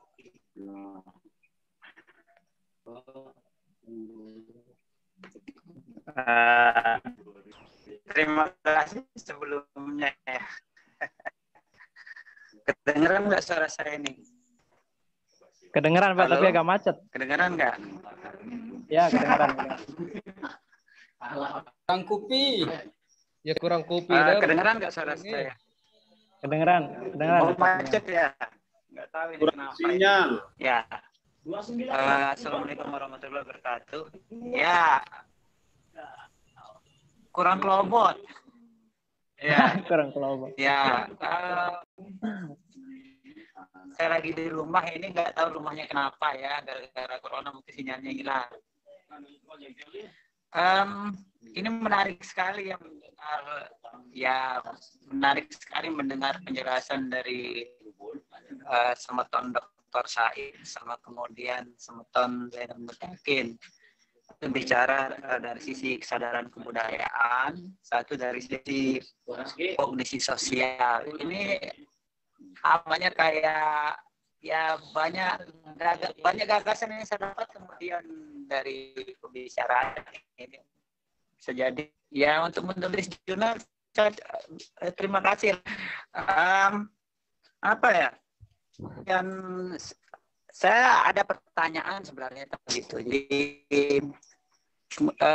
apa yang terjadi masa pandemi ini kemudian membuktikan satu hal pokok yang mungkin ini terkait dengan analisis misalnya dari beberapa pemikir barat atau intelektual barat di era modern terkait tentang masalah agamaan. Figur keagamaan itu posisinya apakah di abad 21 ini masih kuat atau tidak? Ternyata daerah di Indonesia itu masih cukup kuat lah di situ, masih menjadi kunci dari masyarakat kemudian menyikapi apa yang terjadi di situ. Terkait tentang kesadaran kebudayaan, ini dari Dr. Said saya dengar ada istilah trauma sejarah tentang komunisme. Saya sih tentang pernyataan itu tentang trauma sejarah. Iya, trauma sejarah Indonesia itu tidak hanya kemudian dibentuk oleh komunisme juga. Jadi kalau kita bicara tentang trauma sejarah, banyak lapisan-lapisan yang membentuk itu gitu. Bisa membentuk trauma masyarakat terhadap khususnya terhadap pemerintah di situ. Komunisme itu adalah kemudian menjadi isu sensitif yang dibentuk bagi saya oleh Orba ya, Orde Baru. Tapi kemudian bagaimana kemudian tentang kesadaran dibenturkan seperti yang dikatakan Dr. Said itu, bagaimana kemudian kita melihat kemudian kesadaran kebudayaan ini versus dari sisi respon keagamaan dari orang-orang Islam di beberapa daerah, di banyak daerah di luar Jawa. Nah, kenapa saya bilang di luar Jawa? Dr. Said kita kenal dengan Islam kepulauannya di situ. Jadi ini menarik untuk membedah lebih jauh nanti bagaimana kesadaran kemudian terkait respon dari sisi keagamaan di luar Jawa. Nah, yang dari Semoton Zainal tentang komunikasi sosial. Pribadi melihat kemudian dua isu antara dibahas ini seperti tidak hanya menjadi menarik bagi saya. Kenapa tidak searah itu? Karena katakan tentang sisi tadi itu kesadaran kebudayaan, terus respon yang banyak muncul di itu kan ini pomologi saya kira, makanya bukan dari sisi sosial lagi gitu. Ini pandangan saya. Bagaimana kemudian terkait tentang perasaan keagamaan masyarakat di situ. Yang saya agak bahas itu tadi tentang Wahabi itu, makanya ini menarik sekali. Mungkin saran saya nanti ke depan ini bisa jadi dibukukan atau dibuat sebuah tulisan lebih ke arah misalnya. Nah ini tentang kognisi sosial. Kalau saya kemudian melihatnya bagaimana sih peran digital istilahnya, ya di situ media hari ini digital itu dalam membentuk kognisi sosial. Saya ingat kemudian salah satu peneliti antropolog UI, dia itu alumni university. Saya bertemu waktu itu di UI juga. Saya nggak ingat tahunnya, lalu bersama dengan anaknya Bung Hatta yang jadi prof UI ya. Jadi dia adalah kemudian antropolog yang fokus membahas tentang grafiti di kota. Bagaimana visual, bagaimana kognisi visual antara masyarakat urban. Nah, di sini kemudian pertanyaannya itu lantas bagaimana? Apakah kemudian masyarakat yang hari ini lebih kemudian di aspek visual atau bukan? Situ itu pertanyaannya. Kognisi ini karena kita tahu era ini terlepas milenial atau tidak, masyarakat kemudian tanpa disadari diberi pemikirannya oleh visual, jadi aspek visual oleh media di situ. Makanya bagaimana masyarakat memahami simbol-simbol disampaikan melalui visual itu. Ini kayaknya perlu dilihat lebih jauh tentang itu. Jadi saya melihatnya tidak dalam ranah biner ya, ranah hitam putih, tapi lebih jauh ke dalam ranah sosial ya, ranah antroponya mungkin ya, lebih ke sana. Saya berkaca begini karena saya mengkomparasikan dengan apa yang terjadi pada masa lalu itu kan, masalah wabah ini pernah terjadi di Indonesia. Misalnya kalau di Lombok misalnya kita bisa mendengar orang-orang tua yang masih hidup ini tentang wabah setelah kemerdekaan, atau kalau ada yang sebelum kemerdekaan masih hidup, bagaimana mereka menyikapinya waktu itu. Jadi bagaimana mereka kemudian ketahanan terhadap dalam respon itu. Nah, di masa lalu kan tentang wabah ini kan kita bisa lihat dalam berbagai naskah kuno lah kita katakan itu. Misalnya bagaimana orang-orang Melayu merekam wabah dalam sangat banyak naskah mereka. Orang Minangkabau maksud saya, orang Minangkabau, orang Minang. Naskah Minang kan di seluruh dunia itu ada puluhan ribu yang tersebar. Mereka merekamnya, kemudian kita lihat bentuknya. Ketika penyakit, wabah, obat itu, mereka menyatukannya dengan bab lain atau bab keagamaan, bisa campur. Nah, di situ kan berbeda dengan orang Aceh yang kemudian pembahasan wabah ini dalam satu kitab khusus misalnya. Itu bagaimana orang dulu merespon itu. Jadi itu merespon seperti itu, bukan jadi basis literasinya kuat sekali. Nah, hari ini kemudian basis literasi kita itu lemah di situ, khususnya literasi digital. Maka apa yang terjadi? Ada gap besar di situ, kemudian gap besar antara apa yang disampaikan oleh pemerintah, kemudian apa yang diterima oleh masyarakat. Dan disinilah kemudian terkait bagaimana kognisi itu dibentuk, bagaimana direspon di tengah minimnya literasi, khususnya literasi. Kalau saya sendiri melihat itu lebih kepada pemerintah yang kemudian saya kira ini pandangan saya yang sengaja membuat pola seperti ini, pola di mana pola komunikasi buruk sih, tapi memang sengaja dibuat pola pembacaan seperti ini. Ya kalau pembacaan saya ya bukan negatif ya, saya mengkritik di situ. Tapi disitulah ini pendapat saya, bagaimana kemudian tantangan terbesarnya adalah tentang masalah minimnya literasi digital. Ini tantangan terbesar orang-orang di daerah. Ada terjadi di luar, di Filipina kan pernah terjadi beberapa tahun lalu, karena memang risiko dari negara yang berbasis kepulauan itu kayak gini lah, tidak kemudian penyebaran informasi. Jangankan masalah pandemi, masalah kemudian isu-isu di misal kedokteran, orang di NTB itu selalu agak terbelakang mendapat bantuan dalam kedokteran. Selalu Bali dulu. Ini fakta, ini faktual banget. Nah, itu maksud saya. Nah, ini tanggapan saya. Kemudian dua hal yang dibahas, ada dalam kebudayaan dan respon keagamaan itu dan kognisial. Di tanggapan saya mungkin saya ingin bertanya apakah boleh atau enggak, saya enggak tahu ya. Boleh, bagaimana boleh, kemudian sematan Dr. Said ini boleh tidak bertanya tapi ini? Boleh. Silakan. Halo? Boleh, Ustaz, boleh. Apakah suara saya jelas? Pak, ini la ilaha illallah sabol, Guru. Oh ya, saya mau bertanya ini tentang ke Dr. Said ini.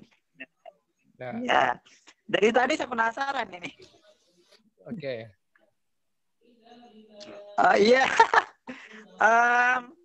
Tentang kemudian tadi kesadaran kebudayaan itu ya. Apakah kemudian bagaimana semeton Dr. Said menyikapi fenomena Wahabi dan jamaah tabligh misalnya? Kita tahu salah satu tulisan siapa yang di UNRAM itu tentang jamaah tabligh, hasil penelitiannya jamaah tabligh ini yang terorganisir di dunia gerakannya, tapi kok ini ngeyel gitu pertanyaan saya. Bagaimana di situ? Apakah jamaah tabligh ini memang dibalik kemudian gaya bagaimana mereka kemudian melaksanakan agama Islam itu? Apakah di situ faktor kesadaran kebudayaan atau apa tentang jamaah tabligh khususnya? Agak kaget saya sebenarnya ini. Kemudian tentang sosial, bagaimana di situ tentang kognisi digitalnya, itu pertanyaan saya terhadap semata Zainul Mutakin. Oke, terima kasih. Ya, terima kasih. Tadi sudah ada pertanyaan. Silahkan siapa yang lebih dulu mau menanggapi, silahkan. Anda Said mungkin dulu.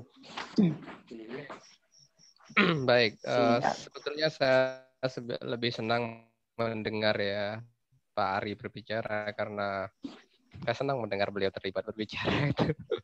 Tapi ternyata dikasih pertanyaan. Oke, saya coba tanggapi beliau.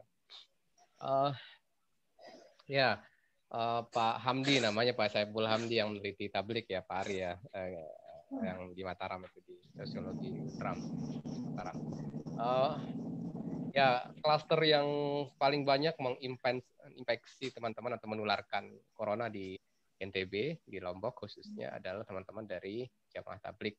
Dalam tulisan Saiful Hamdi mungkin mengatakan bahwa organisasi ini sangat terorganisir iya, sangat solid iya, tetapi justru dalam konteks pandemi ini bagi saya karakter komunalistik mereka itu yang justru menyebabkan pandemi ini semakin cepat berpindah tubuh gitu. Nah, ada sebetulnya satu tulisan menarik juga dari Faris Ahmad Nur itu yang dosen Singapura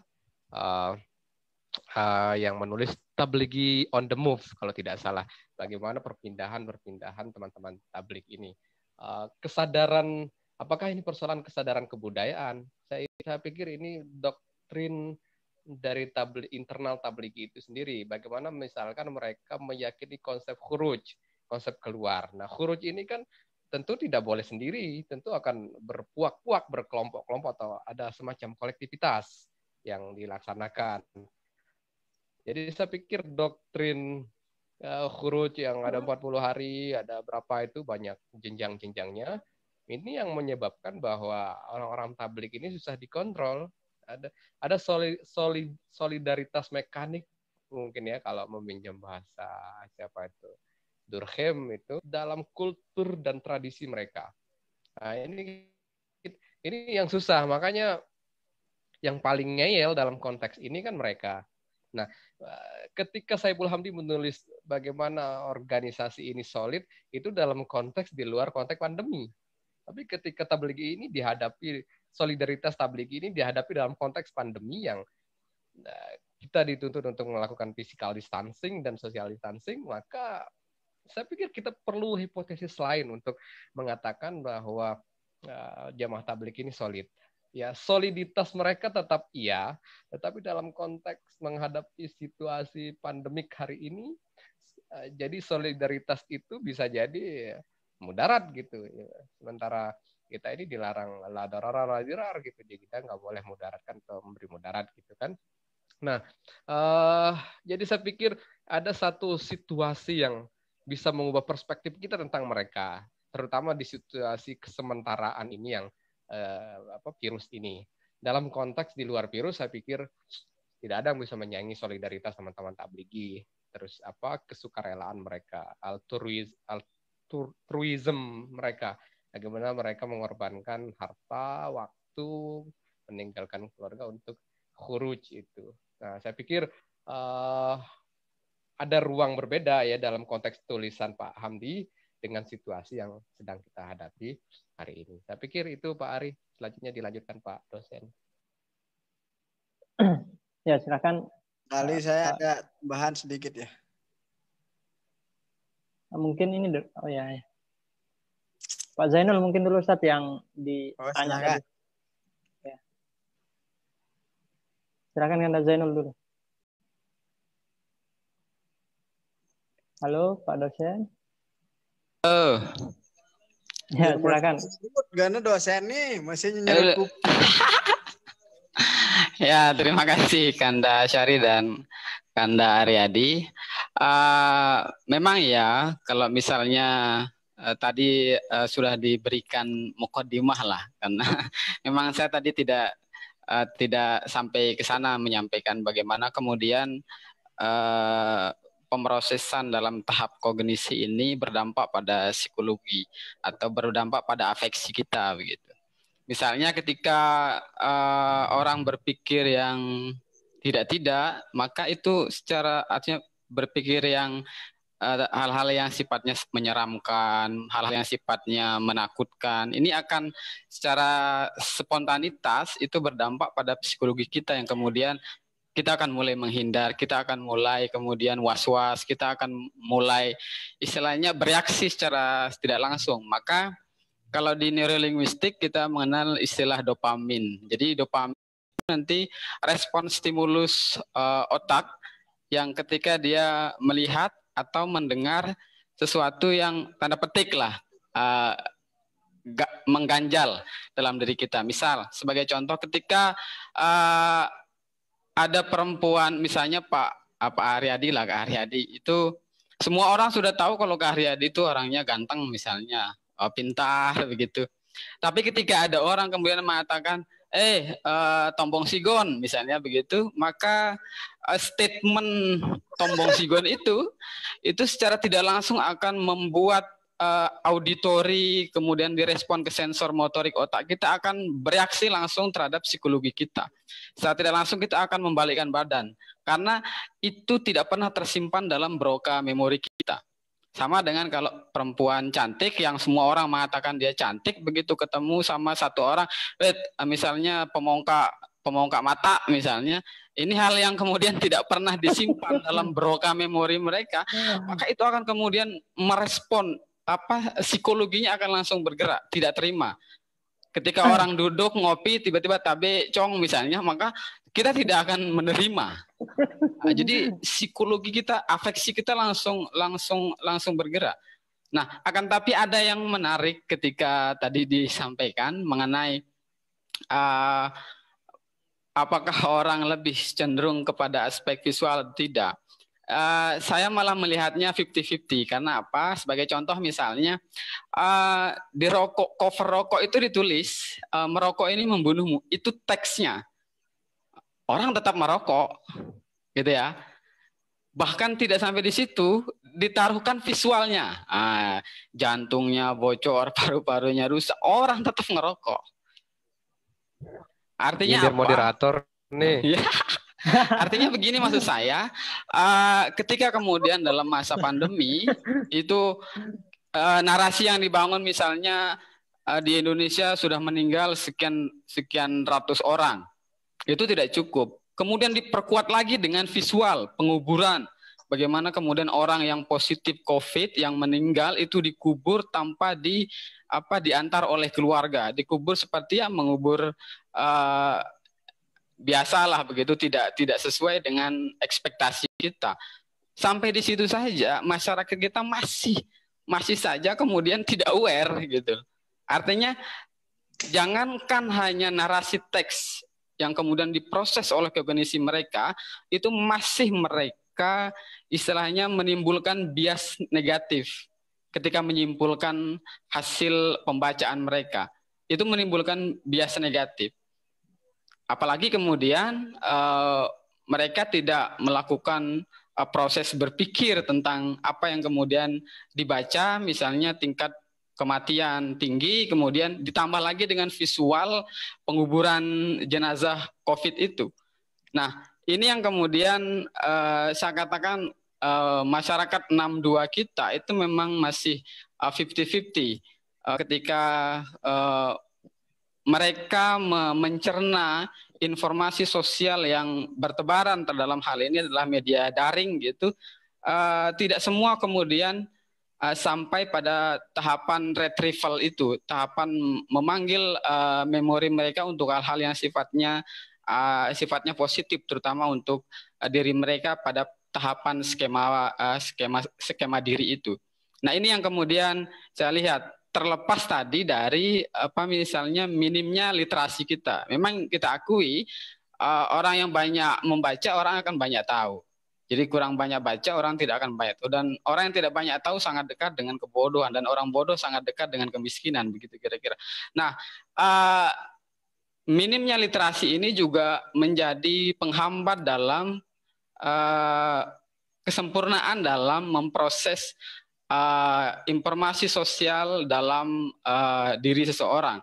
Karena misalnya kalau orang sudah kuat dalam perspektif misalnya keagamaan kayak jamaah tablighi, misalnya kalau jamaah-jamaah yang konservatif, apapun statement atau pernyataan-pernyataan, entah itu diperkuat dengan visual, mereka akan tetap melakukan kontrafaktual dengan apa yang disampaikan oleh pemerintah. Tetap aja sholat, tetap aja ikut berjamaah, mereka dilarang atau digembok, udah sampai kalau di rumahnya Pak Said itu orang dilarang sholat itu saja mau digembok, orang-orang di sana bilang gembok saja masjidnya, nanti kami hancurkan gerbangnya. Sampai sebegitu mereka, ketika kemudian informasi-informasi yang lebih dulu mereka pahami, dalam hal ini pemahaman keagamaan yang kuat, karena yang mematikan itu hanya Tuhan, bukan virus itu, bukan pelarangan-pelarangan itu. Nah, ini yang kemudian saya katakan masih perlulah kita untuk memberikan edukasi terhadap masyarakat kita tentang kepincangan dalam proses berpikir, dalam hal ini menyerap informasi yang kemudian diimplementasikan dalam kehidupan kita di masa-masa pandemi ini.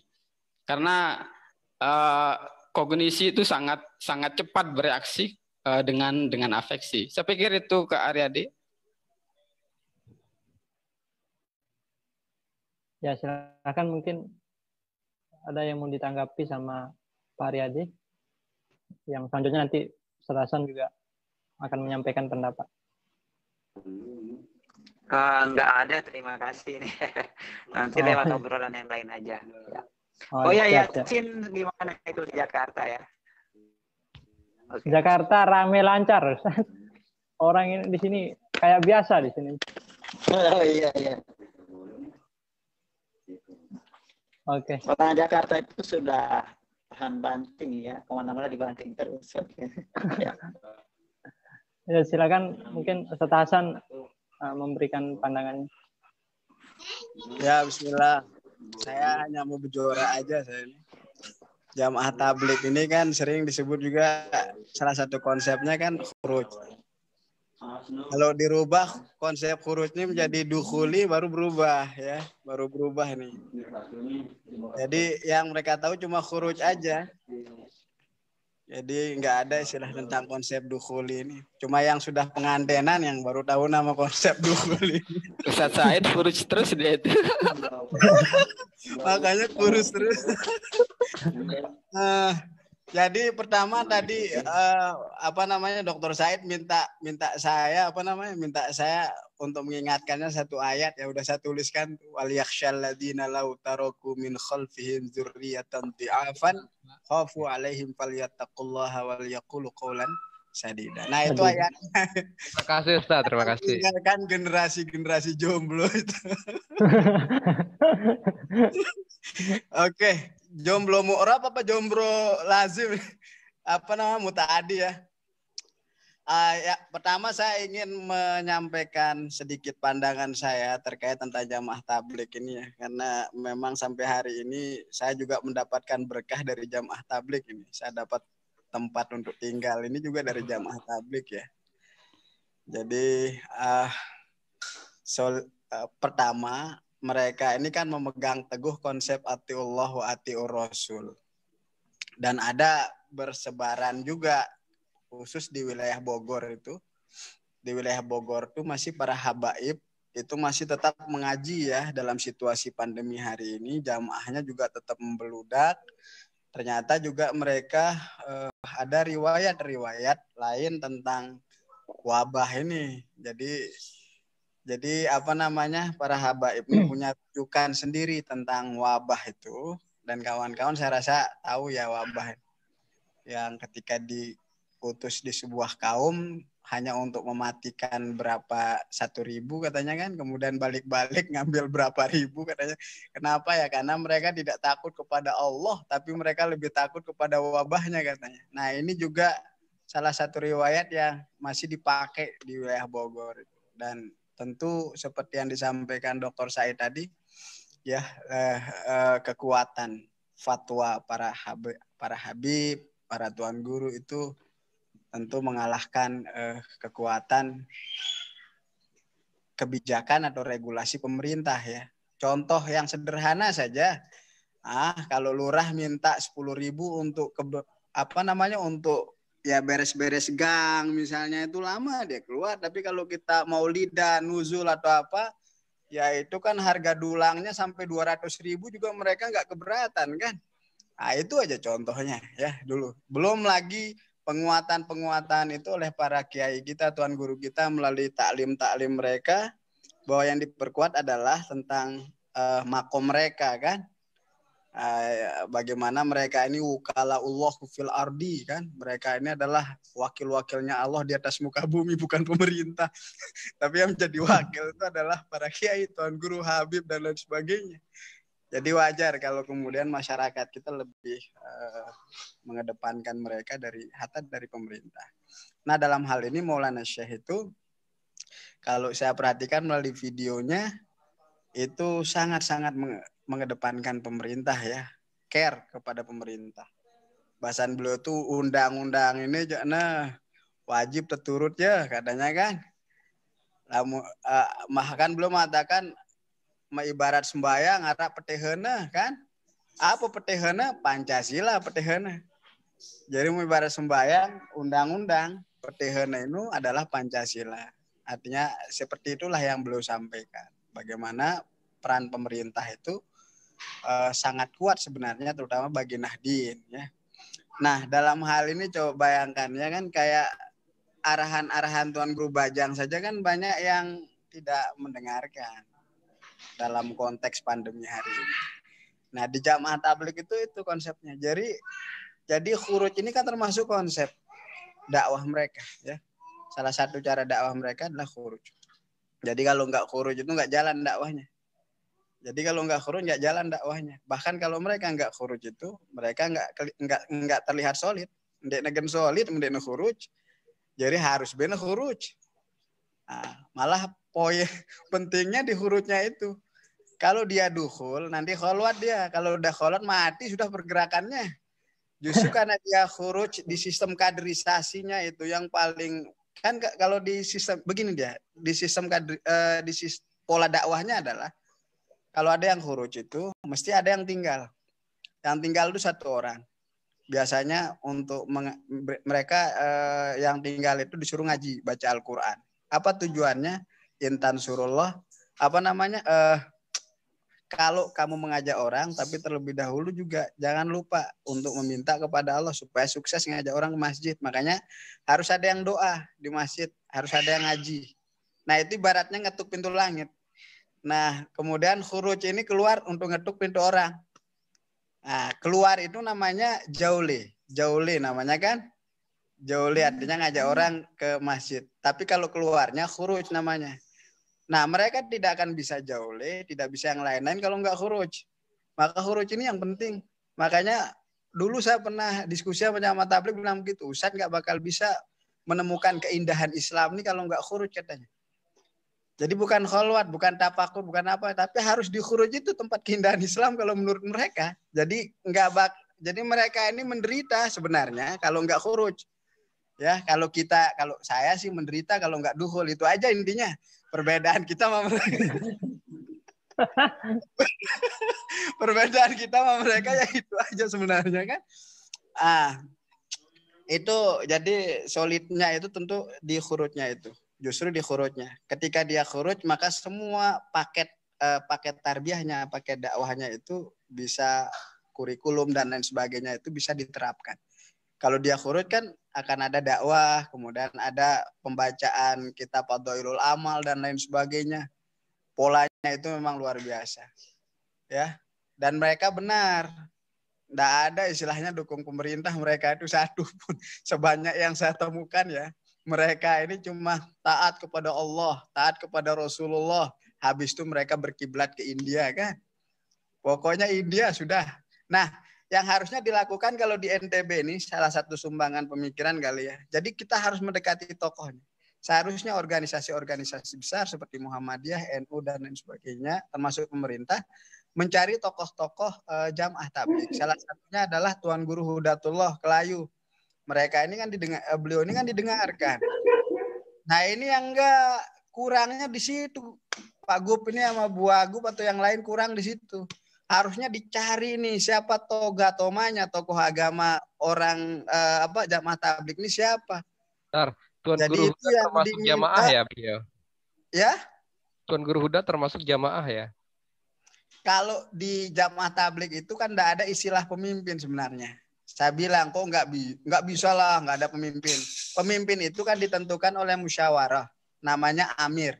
amir itu tidak dilihat dari riwayat pendidikannya, ya, tidak ditentukan oleh riwayat pendidikannya yang tinggi atau apa. Pokoknya kalau jamaah memutuskan Yasin jadi amir, walaupun di situ ada Dr. Said, Dr. Aryadi, Zainul dan lain sebagainya, harus ikut ke Yasin walaupun umur. Nah, disitulah tempat ininya juga. Jadi kalau sudah ditentukan oleh amir, jadi yang lain sami'na wa ata'na. Benar-benar sami'na wa ata'na. Ketika ada yang berani berpendapat berbeda dengan hasil musyawarah, maka otomatis dia akan dikucilkan dari jamaah. Ini pengalaman saya ya, diskusi dengan mereka. Jadi ketika orang sudah memilih amir, amirnya bilang nggak apa-apa, bahkan ayo kita pergi ke Wuhan katanya. Kita lawan corona itu di situ katanya. Walaupun sekolahnya tamanan SD. Nah, yang jadi jamaah, yang jadi yang bukan amir, doktor, profesor harus tetap ikut dengan statement itu. Kalau keluar dari statement itu, otomatis mereka dikucilkan. Dikucilkan artinya jadi bahan pembicaraan juga di jamaah. Itu aja barangkali tambahan saya. Jadi kurang pendekatan ke tokoh-tokohnya sebenarnya. Kayak kita di Nahdlatul Wathon ada banyak yang jamaah tablik ya. Tetap aja mereka ngikut TGB misalnya. Ada berapa orang yang sedengar itu kalau hultah ikut mengamankan di hultah, ikut meramaikan di hultah dan lain sebagainya. Jadi tetap mereka dengar TGB sebenarnya.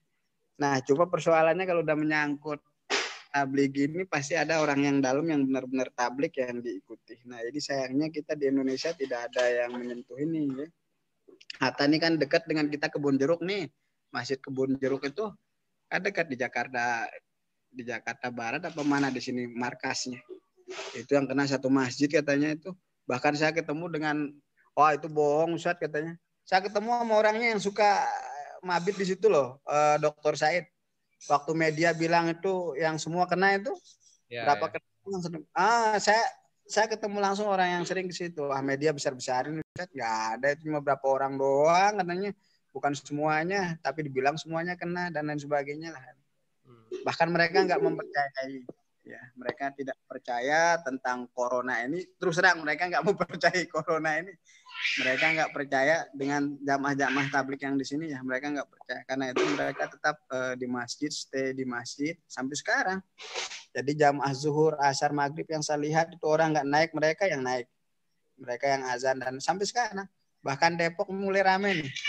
Depok ini udah masjidnya udah mulai sholat, tarawih Depok nih depan camat camat Cinere. Kantor camat Cinere udah pada jamaah tarawih dan lain sebagainya. Ya kan? Nah, itu padahal zonanya zona merah katanya. Enggak orang sini mah. Ya itu intinya ya. Terima kasih. Tambahan nih lalu Bajang ya. Mudah-mudahan sehat selalu semua ya kawan-kawan dosen YIH ini, panjang umur, rezeki, mudah-mudahan THR-nya cepat terrealisasi. Ya, amin. Itu yang penting THR. Nah, ini aminnya berlipat-lipat. Aminnya berlipat-lipat. Ya, barangkali sudah mendekati waktu habis untuk diskusi kita. Jadi silakan mungkin dari masing-masing pemateri untuk memberikan closing statement-nya. Kemudian nanti kita tutup bersama. Silakan, siapa duluan?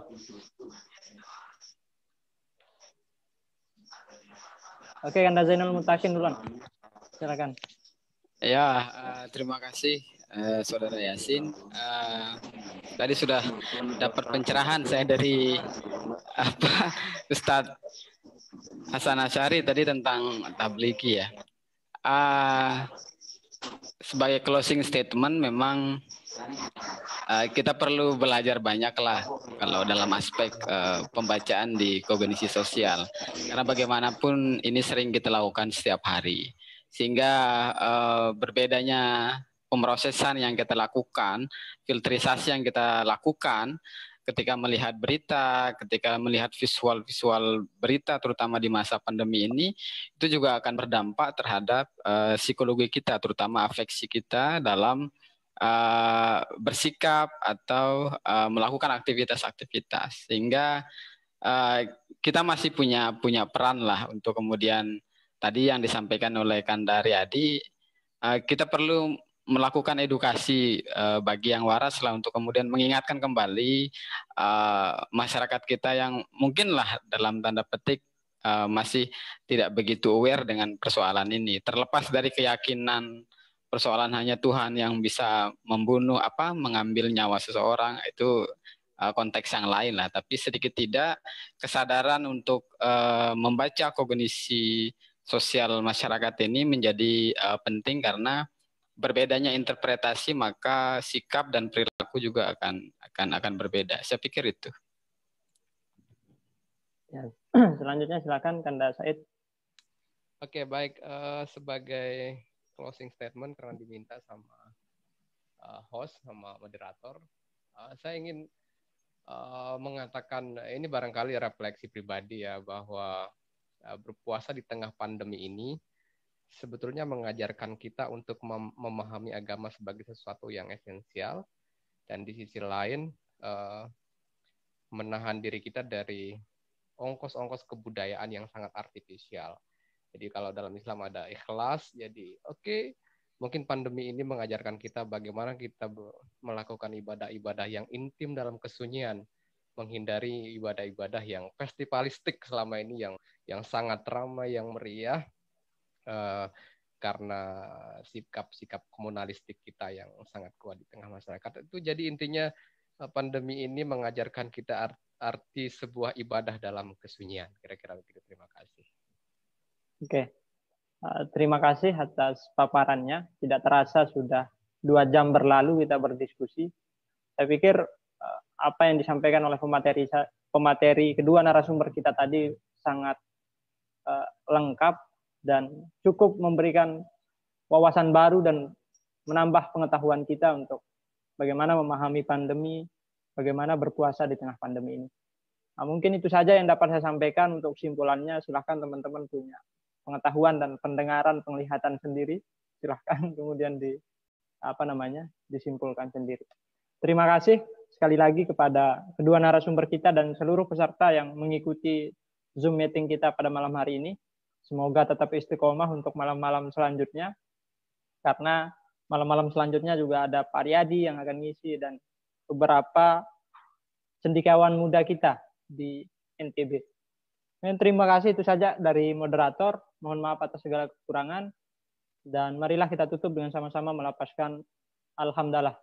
Alhamdulillahirabbil alamin. Sekian. Wallahumma waffiq wal hadi ila sabilir rasyad. Wassalamualaikum warahmatullahi wabarakatuh.